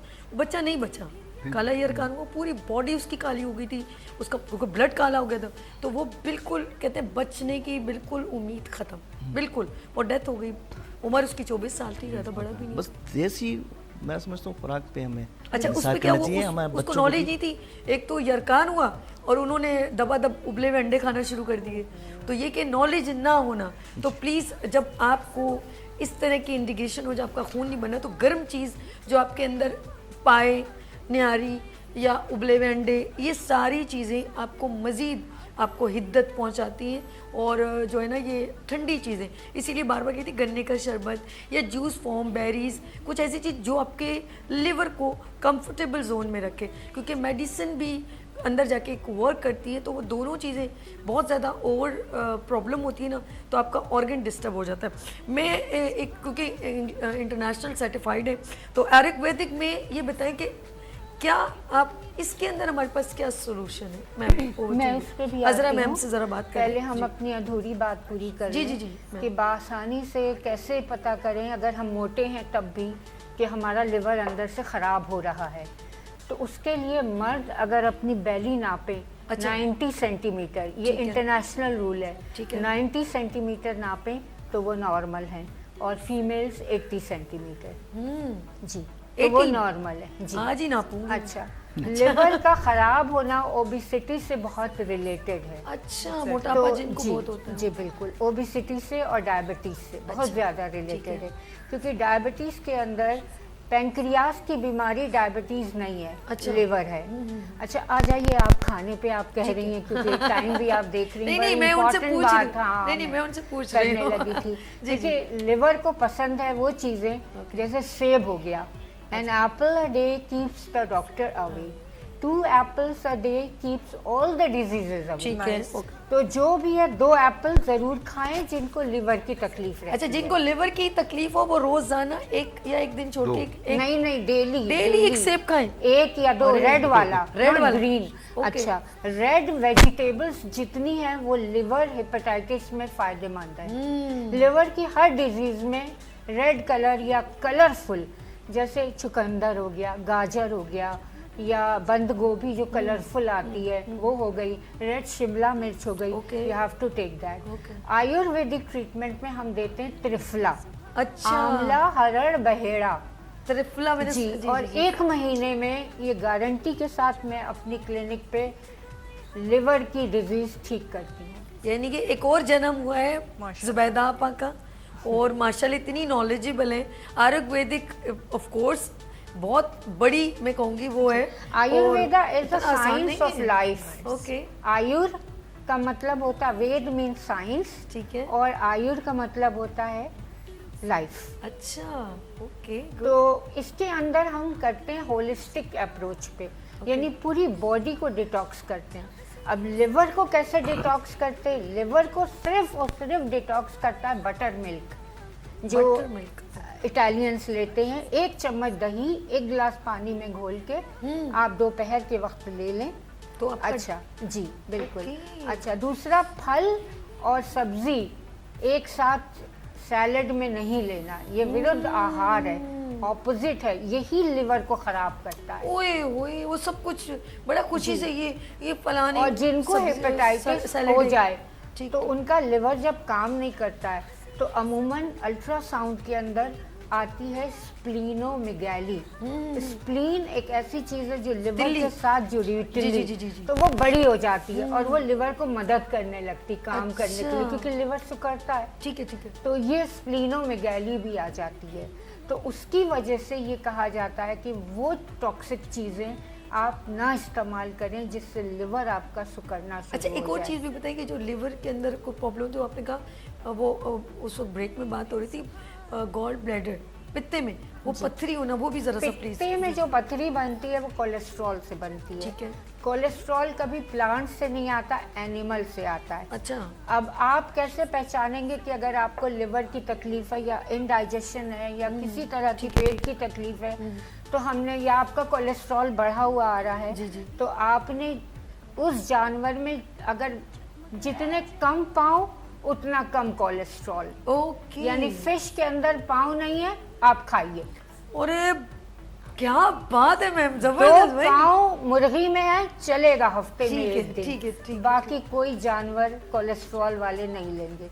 और कोलेस्ट्रॉल आज कुछ भी नहीं है, ट्राइग्लिसराइड को कंट्रोल अच्छा, ये तो आपने कीजिए। कहा तो फिश में नहीं है, फिर क्रैब, केकड़ा, वो भी नहीं, वो उसमें खा है। सकते हैं। उसकी तो अच्छा, बहुत उसकी सारे बहुत सारी, अच्छा, legs उसमें तो बहुत हैं। सारी टांगें उसको तो होती बहुत हैं। सारी टांगें। उसमें तो बहुत सारी प्रोटीन अच्छा, से फिर भरपूर और है। कौन सी टांगें, सोच रही भरपूर फैट थी? है। और कौन सा और बताइए? प्रॉन्स हैं, वो भी Prawns, नहीं, they also have 6 to 8 legs। वाह वाह वाह। तो बकरा खा लें लेकिन कम, कब? 4 टांगे हैं। ठीक है। तो इस तरह इसको देखते हुए ट्राइग्लिसराइड को कंट्रोल करना ज़रूरी है। Fish. और ट्राइग्लिसराइड को हम 1 हफ्ते में माशाल्लाह से कंट्रोल करते हैं। सबसे अच्छा तरीका ये सोर्स बंद कर दीजिए, मिर्च मसाला घी तेल कम कर ये दीजिए। बहुत डेंजरस है भाई, बहुत डेंजरस। अच्छा, 2 तरह के, अगर लिवर प्रॉब्लम है तो सिर्फ 2 तरह के ऑयल में खाना खाइए सरसों का तेल। जिसका स्मोक टाइम कम हो, जैसे जैतून का तेल, गुड। और एब्जॉर्ब हो जाए बॉडी के अंदर कोकोनट ऑयल। और यही दोनों आप डेली बेली बटन में भी डालेंगे। अच्छा, जिन लोगों को किसी भी तरह की तकलीफ रहती हो, लंबा सजदा कीजिए, क्योंकि उसी वक्त सर जाता है जमीन पर blood तो ब्लड का सर्कुलेशन होता है, जिससे अल्जाइमर भी ठीक होता है और बहुत सारी डिजीजेस, सुकून भी डिमेंशिया मिलता- ठीक होता है। सुकून मिलता है। Yes, exactly. तो बहुत सारे ट्रीटमेंट। अब एंड पे आ जाइए आप, तो अगर हमें हेपेटाइटिस है तो हम फौरी तौर से 1 हफ्ते के अंदर 15 दिन के अंदर कैसे ठीक करें। तो नीम के पत्ते को हमारे पास तो अल्लाह ने ऐसा दिया, फ्री का तोड़ के ले आओ। बिल्कुल ऐसे ही, बिल्कुल ऐसे नीम के पत्ते को ले करके आपने, ये आयुर्वेदा का इलाज बता रही हूँ, पीस लेना है बिल्कुल बारीक, स्मूथ, ठीक है। चिकना हो जाए, पाँव में तकलीफ ना हो। एक तसले के अंदर रख के और पाँव को up and down up and down up and down 15 से 20 मिनट करेंगे। मुंह में नीम का जब टेस्ट आ जाए, बॉडी डिटॉक्सिफाई हो गई आपकी। ओहो। और जो डायबिटिक लोग हैं वो उसके अंदर हल्दी डालें, आंबा हल्दी। और जो डायबिटिक लोग हैं उसके अंदर करेला भी बारीक पीस के डालें, छिलके समेत। ठीक है। तो वो उनकी भी बॉडी डिटॉक्सिफाई हो जाती। नीम, करेला और उसके साथ आंबा हल्दी। लेकिन हेपेटाइटिस वाले लोग सिर्फ नीम से करेंगे। ओके, ठीक है, ठीक है। इसमें देते हैं त्रिफला और बेस्ट है करक्यूमिन वाटर। त्रिफला एक अलग जड़ी बूटी है। त्रिफला 3 चीजों से बनाया जाता है जी। मैंने कुछ यही ऐसा मैं सोची थी कि त्रिफला जो ऐसा है भी ना, गुजरा आंवला, कि रेठा। हकीम सईद साहब ने भी मुझे बेटी बनाया हुआ अच्छा, था। अच्छा। और वो तो कहते हैं किताब थे, आया। वो हमारा असासा थे। बेशक। हकीम सर। तो उन्होंने सईद मुझे साहब जो है बहुत वो कुछ प्राइड ऑफ सिखाया। पाकिस्तान। उन्होंने बड़ा भी नाम। मुझे बड़ा शौक था, उन्होंने भी मुझे बहुत कुछ सिखाया। तो अल्लाह उन्हें जन्नत नसीब करे। आमीन। 3 चीजों से मिलके त्रिफला त्रिफला, बनता है। आंवला, हरड़, बहेड़ा। अब तो आप ये देखिए कि पंसार भी डॉक्टर बन गए। और लोग आते रहते हैं। जबकि YouTube पे जो लोग देखते हैं, मैं कहती हूँ खुदारा किसी अच्छे डॉक्टर के पास जाइए, बिल्कुल सही कह रहे हैं, डाइटिशियन के बिल्कुल पास सही कह जाइए, रहे हैं। न्यूट्रिशनिस्ट के पास जाइए। हम आयुर्वेदा वाले बैठे हैं, आइए दिखाइए। वो कहते जी आपके पेट में तकलीफ है, आप सौंफ, जीरा, अजवाइन ले लो। ये नहीं बताते कि जिनको पेप्टिक अल्सर है, डॉक्टर साहब खुद जान जाएंगे जी, उसकी जी। तो तबाही हो जाएगी, ब्लड निकलने लगेगा ओए, ओए, ओए। अजवाइन से। तो इन चीज़ों को बड़ा सिम्टोमेटिक देखना पड़ता है और उस हिसाब से फिर इलाज करना पड़ता है। ओके। और फिर वही होम्योपैथिक की तरह है कि अगर आपने सिम्टम को सही तरीके से डायग्नोस कर लिया डिजीज़ को, तो बेहतरीन इलाज है। चले जी हम। अच्छा, इसके बाद मैं ऑफ कोर्स अभी नाजिया से पहले बात करती हूँ। फिर of करक्यूमिन course- वाटर को मुझे बता लेना जी, जी, जी, जी, बड़ा जी, इम्पोर्टेंट है। आंबा हल्दी 50 रुपए की पंसार से लें, ठीक पूरे है। महीने चलेगी। ठीक है। जिनको हेपेटाइटिस है या लिवर की डिजीज ओके, है, ओके। वो 1 चुटकी करक्यूमिन 1 गिलास पानी में डालेंगे सुबह नाश्ते के 1 घंटे के बाद।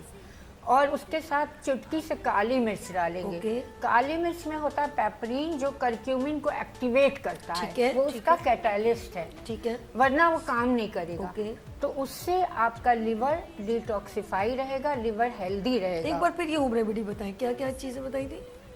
मैंने त्रिफला बताया, ठीक है। वो एक स्पेशल डिटॉक्सिफिकेशन के लिए। हल्दी आंबा हल्दी, ठीक है। और काली मिर्च ठीक है, पानी में चुटकी से डाल ले। 1 गिलास पानी में डन हो एक गया। गिलास। ठीक और है। जिनका साथ में लो ब्लड प्रेशर होता हो, वो सी सॉल्ट भी डालने फॉर द मिनरल्स। ओके, ठीक है, ठीक है। पिंक ये सॉल्ट डाल के पी ले। अच्छा, पिंक उससे- सॉल्ट नहीं, ठीक है। सी सॉल्ट। अच्छा, इन 2 चीजों को, काली मिर्च और आंबा हल्दी, इससे क्या होगा? हमारी लिवर लिवर क्लीन होगा, निहार डिटॉक्सिफाई वो होगा, सुबह- आपका ग्लो करेगी, स्किन ग्लो करेगी और बहुत अच्छा रिजल्ट है। ये सुबह निहार मुंह? नहीं, निहार मुँह त्रिफला लिया जाता है और ये लिया जाएगा नाश्ते के 1 घंटे के बाद 1 गिलास पानी में। अच्छा, सादा पानी या को जो नॉर्मल आप पीते हैं, नॉर्मल पानी, गरम नहीं। ओके। डॉक्टर साहब अगर जी, जी। आयरन डेफिशिएंसी हो जी। और ये हम जो हल्दी वगैरह का आप ये जो बता रहे हैं तो ये तो डैमेज कर देगा लीवर को, क्योंकि हर चीज़ आयरन- हर एक के लिए नहीं होती है, इसलिए इस हल्दी- बात को इंडोर्स कीजिएगा जी प्लीज। जी बिल्कुल।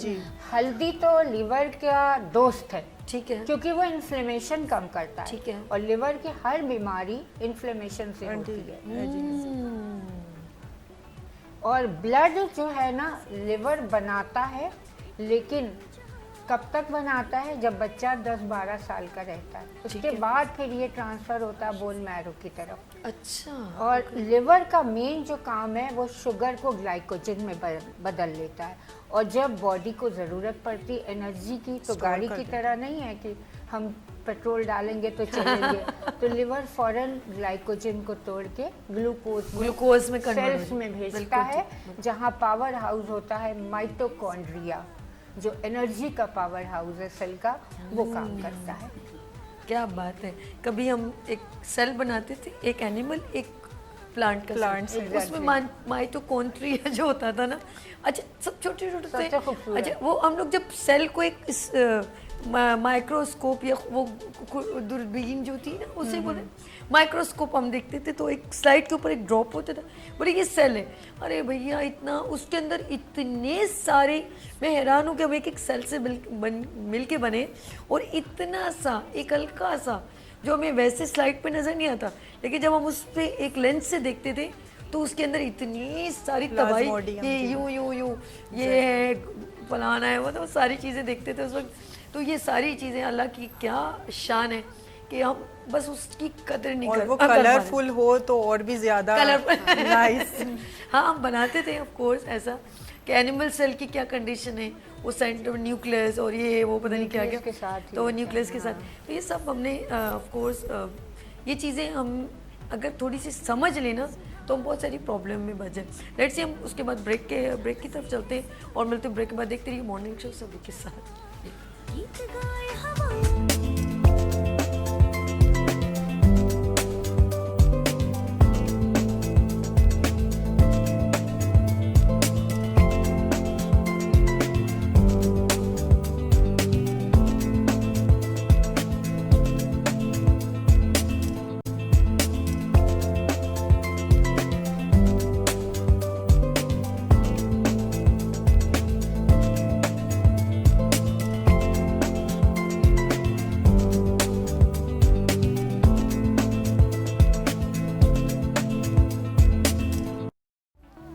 रात रुखसत हुई। Welcome again, good morning with सभी में एक बार फिर मैं आपकी खिदमत में आपकी होस्ट दोस्त सभी।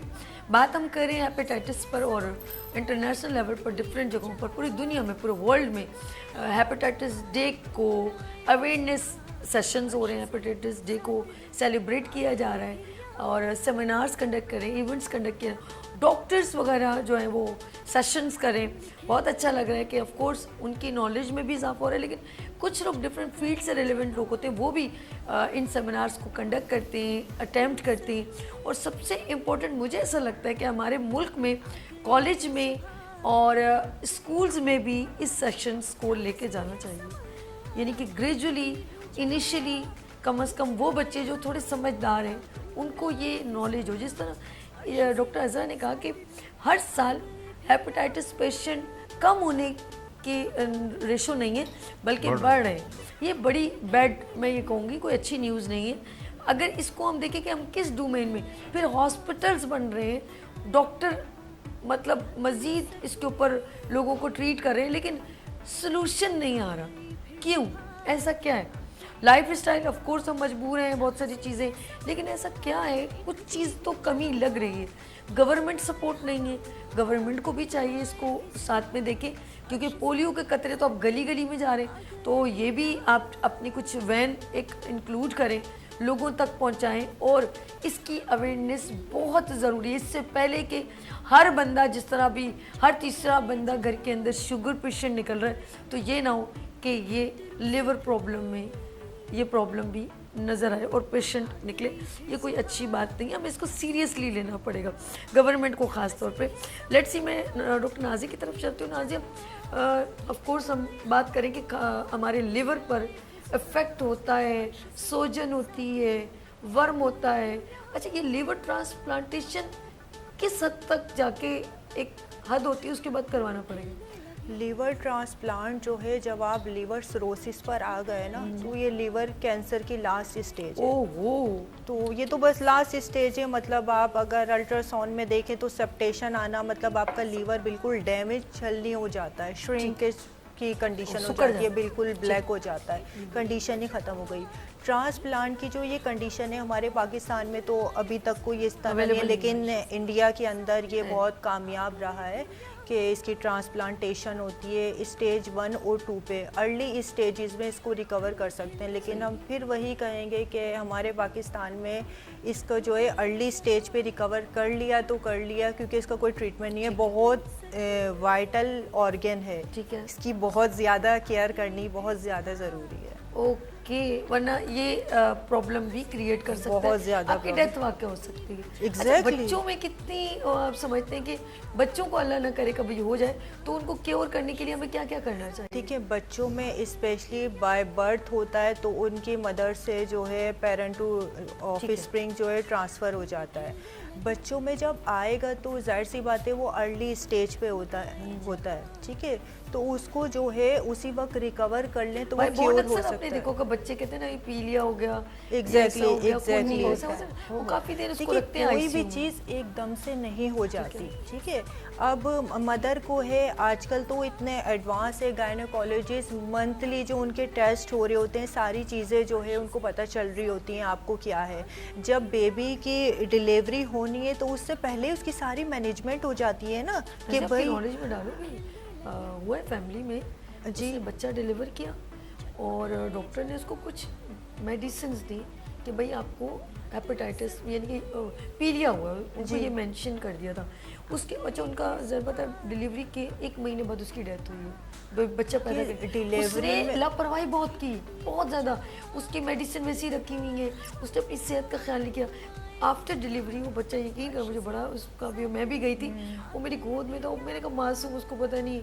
और उसकी मम्मा, यार ये औरत, मतलब उस हर बंदा, मैं कहती हूँ अल्लाह पाक आपको सेहत दे। जो बच्चियाँ औरतें हैं जो डिलीवरी करती हैं, ऑफकोर्स बच्चे जो आपको बच्चा पैदा होता है तो अपनी सेहत का बहुत ख्याल रखें।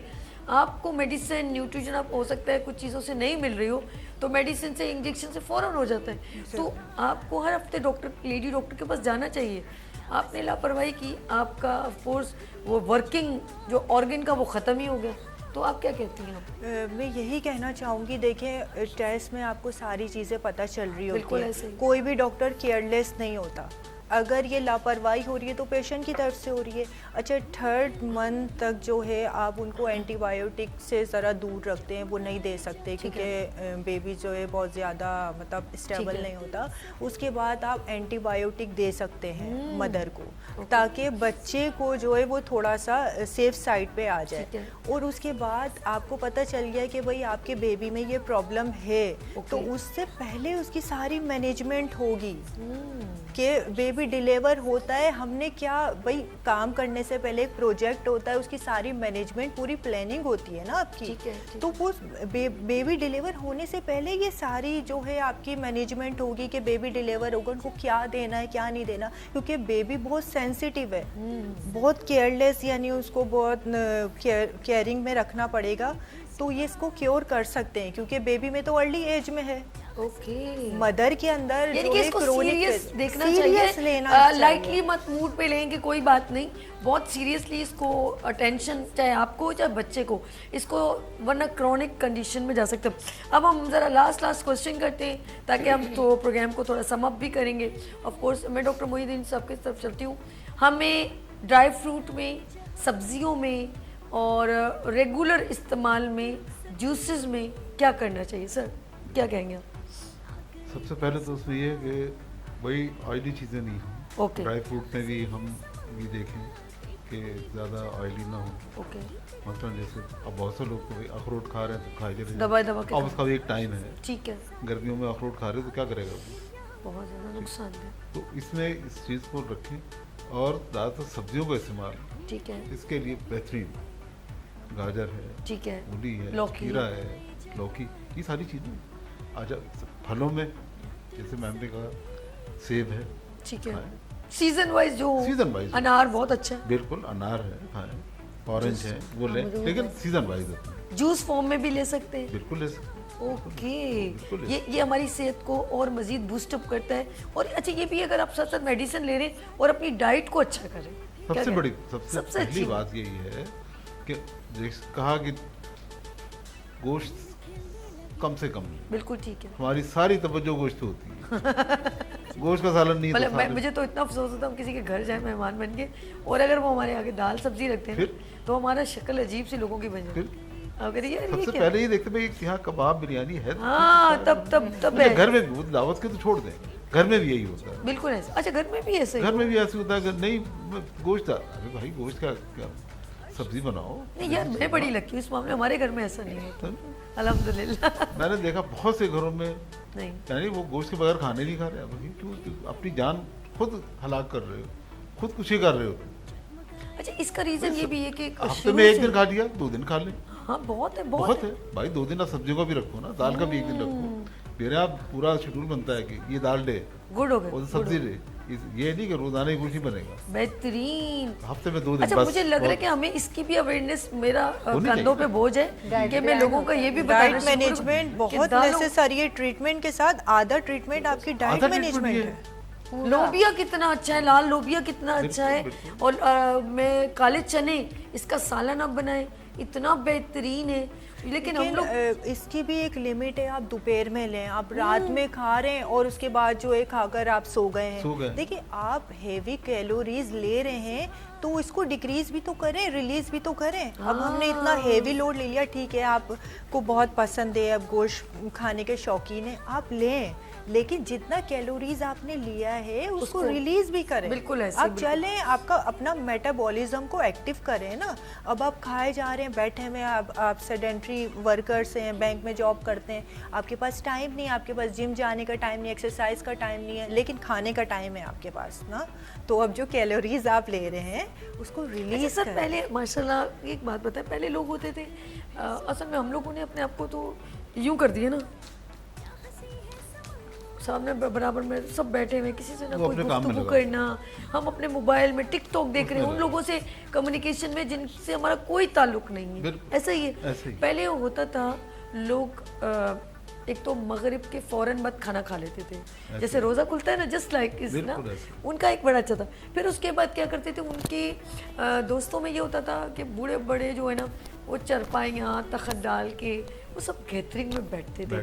और यकीन करें ऐसे भी मोहल्लेदारी होती थी, कभी बाहर बैठ गए और कभी अपने ही कुछ मोहल्ले में ऐसा होता था कि रिश्तेदार करीब करीब रहते थे, वो सब एक साथ गैदर करते बैठ थे, गए, हाँ। हंसी मजाक चल रहा था, गुफ्तगू चल रही थी, तो वो दीनी यकीन माहौल करें भी 2 था। घंटे उनके गप्पों में वो खाना भी डिजॉल्व हो जाता है। बिल्कुल कुछ ऐसा। कहवा चल गया, ये ज़्यादा से ज़्यादा कहवा चाय ये वो लोग ज़्यादा पसंद करते थे, और कुछ लोग चिलम भी जला लेते थे, ऐसा भी था। वो एक वो भी खूबसूरती थी, आप यकीन करें। और वो लोग चलते बहुत थे, सबसे प्लस पॉइंट वॉक बहुत करते थे। मेहनत वाला सबसे- काम करते थे। जी। एग्जैक्टली, मेहनत बहुत ज्यादा करते थे। और उनका एक था कि 10 बजे बेड पर सो जाना और अर्ली इन द मॉर्निंग उठना। उनके लिए गाड़ियों की कोई अहमियत नहीं थी, ब्रांड्स की कोई अहमियत नहीं थी, लेविश खाने की कोई अहमियत नहीं थी, एसी की कोई अहमियत नहीं थी। बाखुदा मैंने ऐसे लोगों को जो यूज्ड टू होते हैं, उनके लिए लाइट आए या ना आए, फैन चले ना चले, वो चरपाइयों पर भी, और अभी भी आप वीडियोस में कभी देखें तो अभी भी गांव देहात में सहन में सोना सहन। ज्यादा पसंद करते हैं। हंसी मजाक चल रहा होता है, उसी ऐसे तरह ही। बच्चे एक एक चरपाई पे 2-2 3-3 लोग, और बड़े मजे से सुकून से सोते हैं। हम जिन चीजों में अपनी जिंदगी ढूंढ रहे हैं, उस चीजों में हमें वो मिल भी नहीं पा रही। हम कहते हैं ना कि हम अच्छा खाना, बाहर जाके पिज़्ज़ा, KFC, ये हम जिन चीज़ों में अपनी ग़िज़ाइयत ढूंढ रहे हैं या इन्जॉयमेंट ढूंढ रहे हैं, हम उससे भी मुतमईन नहीं हैं, क्योंकि हमारी बॉडी में वो जाके हमें हैप्पीनेस भी नहीं दे रही, क्योंकि हमारा पैसा भी लग रहा है। Exactly. सच बता रही हूँ, बिल्कुल, बिल्कुल, ऐसा उसमें ही। पैसा भी लग रहा है। आप खाना चाहें तो आप यकीन करें, आप पालक आलू भी बनाएंगे ना, उसमें भी मोहब्बत होगी तो वो भी आपकी बॉडी को लग जाएगा। बिल्कुल। बेसन की रोटी, लस्सी में से मक्खन निकलना, उस नमक वाली लस्सी में जिसमें चीनी भी नहीं है, केमिकल चीनी नहीं है, आप लाहौरी नमक, वो नहीं, वो दिल्ली वाला नमक, उसको डालें और लस्सी बनाएं। आप कोई साग, सुलाई, इन चीज़ों को खा के देखें, आपको मज़ा ना आए तो पैसे वापस। तारिक साहब क्या कहेंगे, इन चीज़ों में थी ग़िज़ाइयत, लोग स्ट्रॉन्ग थे? बिल्कुल। आपने अभी कुछ दिन पहले मैं गाँव की तरफ, तो ओल्ड एज लोग ऐसे काम कर रहे थे, खेती बाड़ी कर रहे थे, मैं तो देख के हैरान रह गया। और रोज़ वो बकरे नहीं खाते? नहीं, वो बेहतरीन, काफ़ी उम्र के 70 मोरलेस उस एज के मैंने खुद देखा। मैं तो 2-4 कदम चलते, हम लोग तो यहाँ गाड़ी, बाइक, मोटर, कार इस्तेमाल करते, वहाँ तो पैदल चलने की आदत है, वहाँ डे नाइट काम कर रहे होते हैं और वहाँ हेल्दी है। तो मतलब ये है कि इसमें अच्छा, कुछ मैं हॉस्पिटल में एडमिनिस्ट्रेशन देख रहा हूँ, तो मैंने जो ऑब्ज़र्व किया है, हर 20वां पेशेंट जो है वो हेपेटाइटिस का है। उसकी वजूहत क्या है? एक तो अवेयरनेस का ना होना, हम अवेयर नहीं है। जैसे डॉक्टर साहब ने बताया, मैंने तो एक ऑडिटोरियम अभी इंशाल्लाह स्टार्ट होने वाला है, उसमें मैं ये सेशन रखूँगा, डॉक्टर हजरात को बुलाऊँगा, तो जो आपको भी बुलाऊंगा, बिल्कुल बुलाऊंगा, आपको बिल्कुल बुलाऊंगा इंशाल्लाह। आपकी कोई नॉलेज है हम शेयर करेंगे, बल्कि आपसे प्रेजेंटेशन दिलवाएंगे। अच्छा, मुझसे प्रेजेंटेशन? जी बिल्कुल, आपके पास बहुत नॉलेज है माशाल्लाह, जो मैंने ऑब्जर्व किया है। तो वहाँ पे एक तो हमारे पास जितनी पॉपुलेशन है ना, रूरल एरिया, इंटीरियर को तो छोड़ें, आपके शहर कराची में अतायत बहुत है, अतायत के करीब बहुत ज़्यादा है, नीम हकीम, वबाले जान। तो उसकी वजह ये कि ना वो स्पेशलाइजेशन होती है, ठीक है, बाज़ क्लिनिक्स पे हॉस्पिटल चला रहे हैं लोग, वेल एजुकेशन की कमी होती है, बस बैर बकरियों की तरह पेशेंट ले रहे हैं, ट्रीट हो रहे हैं, नहीं हो रहा है, ख़राब हो रहे हैं, दीगर हॉस्पिटल में जा रहे हैं, बस हम बिजनेस करना है हमने। हो सकता है उस सर, सेल्फ मेडिकेशन भी तो एक इफेक्ट है ना, हाँ, डॉक्टर्स के होते हुए आप सेल्फ मेडिकेशन करें, ये हो गया मेडिकल से। मेरी नॉलेज में ये बात आई, मैं तो होम्योपैथिक डॉक्टर हूँ, कि एक मतलब पेनाडोल जो है आप 4000 mg से ज़्यादा एक दिन में नहीं ले सकते।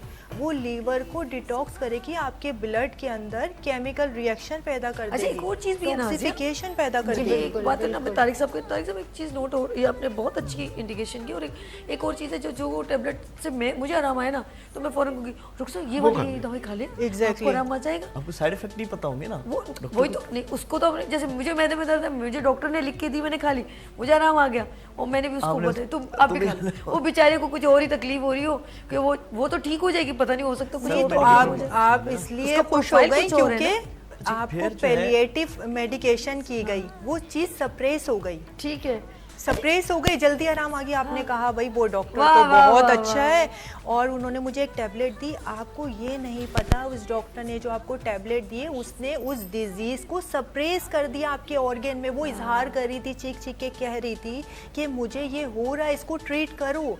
आप सेल्फ मेडिकेशन किया आपने, या डॉक्टर के पास गए, भाई मुझे बहुत तकलीफ है, मुझे सुबह जॉब पे जाना है, कुछ भी करो, मुझे मेडिसिन चाहिए। उन्होंने आपको एक पेन किलर दिया, आप खुश होकर आ गए, सुबह जॉब पर चले गए। लेकिन उस पेन किलर ने आपके बॉडी में जाके क्या किया, ये आपको नहीं पता। ये बिल्कुल हम बताएंगे। नाजिया ब्रेक की तरफ चलते हैं। उस दवाई ने जाके WWF किया आपके मैदे में जाके।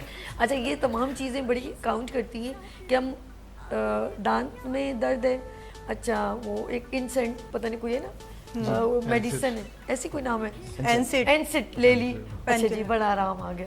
उसके बाद थोड़ी देर बाद वो फिर पेन, क्योंकि ब्लड सर्कुलेशन हमारी हर जगह मूव करे, जहाँ जहाँ ब्लड नहीं है वहाँ कोई पेन नहीं है मेरे बालों में, लेकिन अगर जुड़े में खींचूंगी तो दर्द होगा, यहाँ से काटूंगी मुझे पेन नहीं होगा, नील ज़रा से आगे इसमें ब्लड नहीं होगा, ये कटेंगे, लेकिन अगर मैं स्किन से उतारूंगी तो मुझे पेन होगा।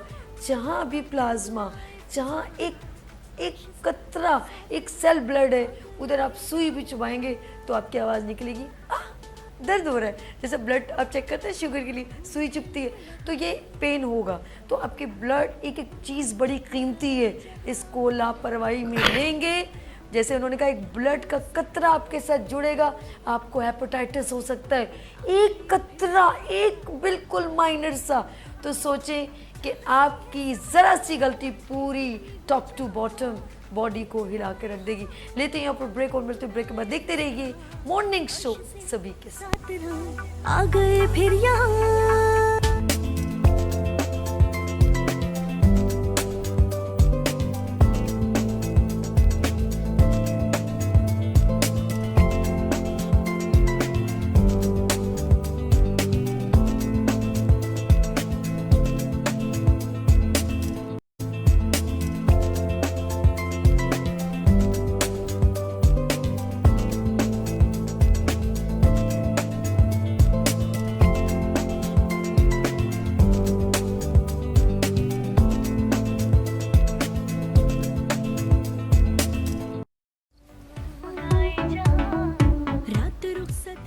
Welcome again, good morning with Venus के साथ मैं हूँ आपकी होस्ट दोस्त सभी। बात हम करें हेपेटाइटिस पे और जिगर का सिकुड़ जाना, लिवर सिरोसिस, यरकान, hepatitis A, B, C, critical condition, आपकी लापरवाही और आपकी डेथ। ऑफ कोर्स आपके हाथों में आप अपनी ज़िंदगी बड़ी कीमती है, एक बार की हमारे उसमें एक ही बार ज़िंदगी का जन्म है, उसको तरीके से। और एक और चीज़ है जिसे हम लाइफ स्टाइल बड़ा काउंट करता है। लाइफ स्टाइल हमें तबाह बर्बाद भी कर देता है। लाइफ स्टाइल यानी कि हम सीखें किससे, कौन हमें गाइड करेगा? आप यकीन करें अपने चेहरे परिंद से भी सीख सकते हैं, वो भी अर्ली इन ज़माने से चिड़ियाँ सुबह ही उठ रही हैं और वो वैसे ही मगरिब को सो जाती है, लेकिन हम सीखना नहीं चाहते। मैं डॉक्टर तारिक साहब के पास चलती हूँ। डॉक्टर आपसे ब्रेक से पहले मैं बात करती हूँ, तो क्या कहना चाहेंगे कि लाइफ में हम लिवर के बारे में और ऐसे क्या, जैसे आपने देखो कि दांतों में वो जो हाइजीन का निकाल रखना, दांत निकलवाना उधर से लग सकता है, मेकअप करते हुए कुछ लोग ट्रीटमेंट करें उधर से लग सकता है, कानों की कुछ कहाँ से कहीं इंडिकेशन होती किसी है? भी आप जो बॉडी से कट से ताल्लुक है, ब्लड से ताल्लुक है ना, उससे आप स्प्रेड हो जाते हैं। बोलिएगा, ठीक है, मैं चाहूँगी जी। तो मतलब ये है कि उससे जो जैसे आप डेंटल में लोग जाते हैं पेशेंट लेकर, तो वहाँ सबसे पहले उनको इस बात पे इसरार करना चाहिए कि उनकी जो इंस्ट्रूमेंट है वो स्लाइज हैं, हाइजीन मेंटेन है।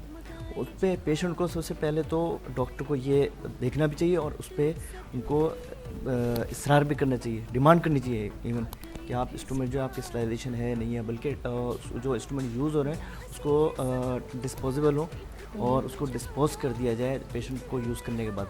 इसी तरह थिएटर में जब पेशेंट ले जाया जाता है सर्जरी के लिए, तो जो मेजर सर्जरी है उसके इंस्ट्रूमेंट हेपेटाइटिस के अलग होते हैं। अब ज़रा बहुत एक्सपेंसिव होते हैं, होना तो ये चाहिए वो भी डिस्पोजेबल इंस्ट्रूमेंट होने चाहिए, लेकिन कहीं कहीं होते होंगे।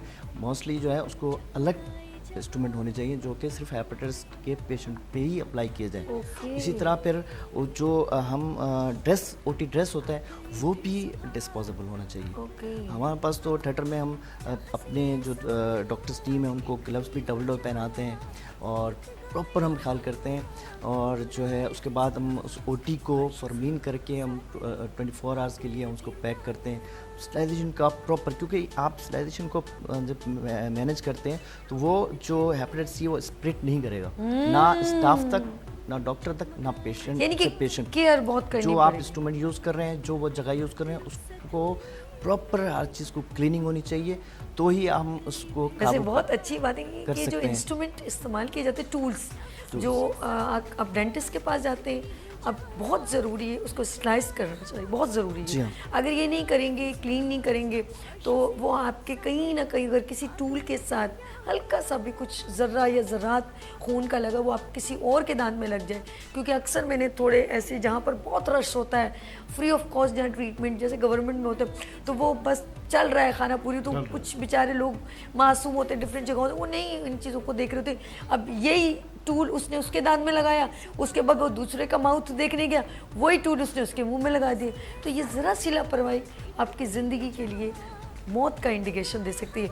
मैम आयुर्वेदिक में मैं चाहूँगी ज़रा सा लिवर की, जैसे बहुत अच्छी उम्र में दी थी, मैं चाहती हूँ जाते जाते कुछ और भी बताएं कि कौन सी ऐसी चीज़ें जो अगर कुछ बात रह गई वो भी आप डिलीवर कर दें। देखिए, सबसे पहले तो ये है कि लिवर की जो एज है जी जी जी। वो 5 इयर्स का बेबी जिस एज को रखता है वही लिवर की बेहतरीन एज है। अच्छा।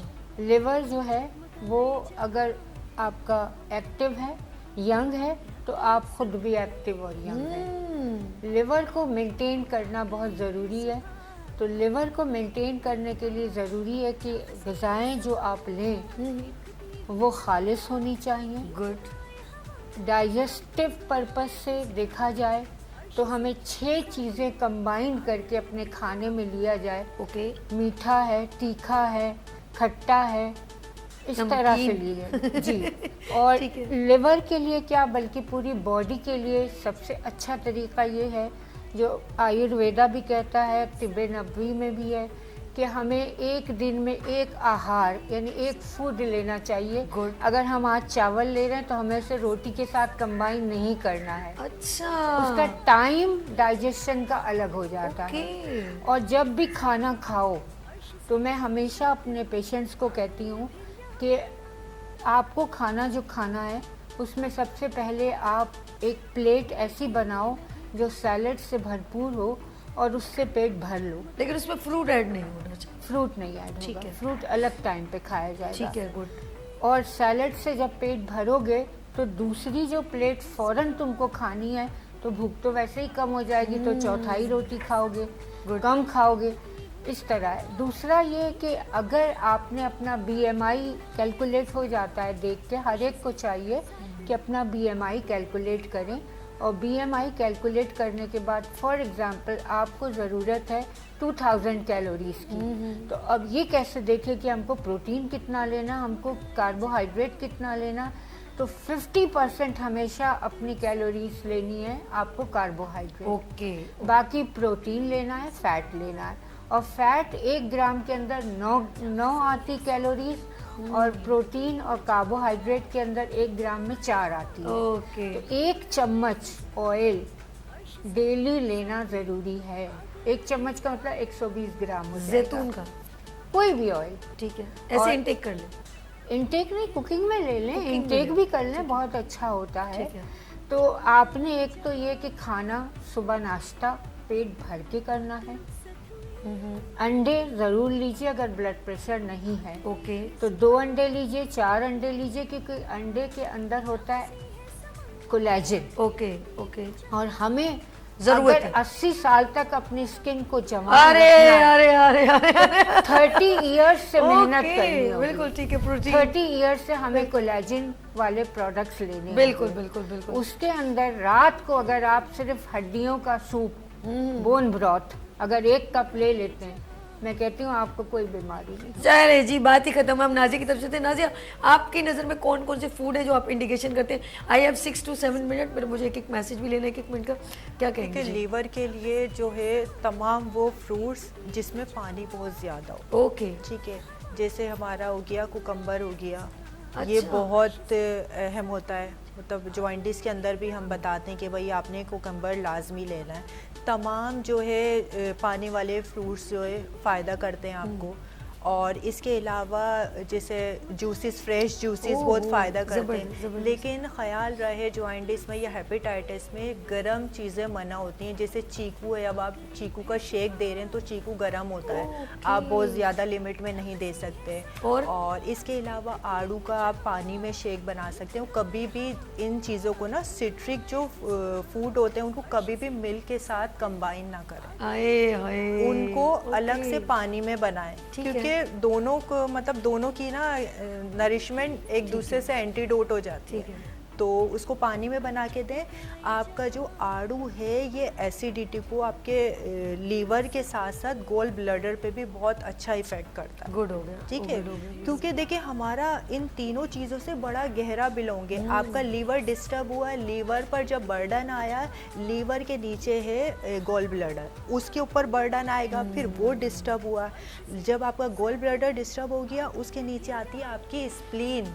ये ऊपर के 2 ऑर्गन आपके डिस्टर्ब हो गए, सारा बर्डन आ गया स्प्लीन पर, जो आप डॉक्टर साहिबा ने बात की थी स्प्लीनोमेगेली। ठीक है, बिल्कुल आपको ऐसे ही। ऑक्सीजन की कमी होगी क्योंकि 2 ऑर्गन आपके काम नहीं कर रहे, मतलब मोटर के 2 पार्ट आपके खराब हो गए। अब आपका सारा बर्डन आ गया 3rd पार्ट के ऊपर। सही। तो उसमें जब बर्डन आएगा तो जाहिर सी बात है स्प्लीनोमेगेली होगी। यानी कि फूड आइटम ऐसे सेलेक्ट करें, उसकी थोड़ी अगर आपको कोई प्रॉब्लम है Colourful, तो colourful। उसको आपको मालूम होना चाहिए कि इसको जो मैं खा रही हूँ, चाहे वो Exactly। खजूर हो, चाहे वो इंजीर हो, बादाम हो, कुछ भी, कोई आप खीरा भी खा रहे हैं, लेकिन आपको पता होना चाहिए कि ये मेरी किस Exactly। प्रॉब्लम है, ये मुझे कुछ का और साइड इफेक्ट तो नहीं हो रहा। खाने के बाद you don't feel comfortable. Let's see, एक मैं कहूँगी थोड़ा थोड़ा मैसेज हमारे नाजरीन को हेपेटाइटिस के बारे में क्या थोड़ी सी नॉलेज देंगे? 30 second 40 second sir, 1 by 1। Moinuddin साहब प्लीज, ये कैमरा है आपका। ये इसके अगर घर में किसी को भी प्रॉब्लम है तो वो केयर करें जी। हेपेटाइटिस से बचने के लिए ज़रूरी है कि ऑयली चीज़ें, सबसे पहले मैं कहूँगा कि ऑयली चीज़ें ना यूज़ की जाएं। ओके। कम से कम लें, सब्जियों का इस्तेमाल ज़्यादा से ज़्यादा लें, तो इंशाल्लाह इससे ये बीमारी आएगी नहीं। हेपेटाइटिस आती इसी वजह से कि हम खाने में अपना ख्याल नहीं रखते, गोश्त के ऊपर हमने सारा ध्यान रखा होता है। हफ्ते में 1 दिन 2 दिन गोश्त के लिए रखें, 1 दिन दाल के लिए रखें, 1 दिन सब्जी के लिए रखें, इसको डिवाइड करें, गुड, तो इंशाल्लाह ये बीमारी आने की नौबत ही है। इंशाल्लाह। जी तारिक साहब, आप क्या कहना चाहेंगे हमारे ये First camp? of all, I would like to say that prevention better than cure. और दूसरी बात कि अगर खुदा न खास्ता किसी को हेपेटाइटिस सी डिक्लेयर हो गया है तो घबराना नहीं चाहिए, बल्कि उनको ऐसा है कि उसका जो है PCR कराना चाहिए। PCR से ये आपको पता लगेगा कट ऑफ वैल्यू कितना है। जब आप साथ साथ वो देखते जाएंगे तो उसके साथ जो रेलिवेंट वैक्सीन या ट्रीटमेंट चलती रहेगी, तो आप जो है बीमारी तो आप हेपेटाइटिस सी वो क्यूरेबल नहीं है, लेकिन कम से कम कंट्रोल में रहेगी। और ख़ुद जो है मौत बरहक है, मौत को खुद दावत न दें, ना घबराएं, ना प्रेशर में है। बहुत प्यारी बात, मौत को खुद दावत दें। जी मैं चलती हूँ अजरा मैम की तरफ। अजरा मैम, ये कैमरा है, आप हमारे लोगों को क्या मैसेज देना चाहेंगे? देखिए, सबसे पहले तो ये है कि ये जान लें कि हेपेटाइटिस की जो बीमारी है वो ट्रीटेबल है।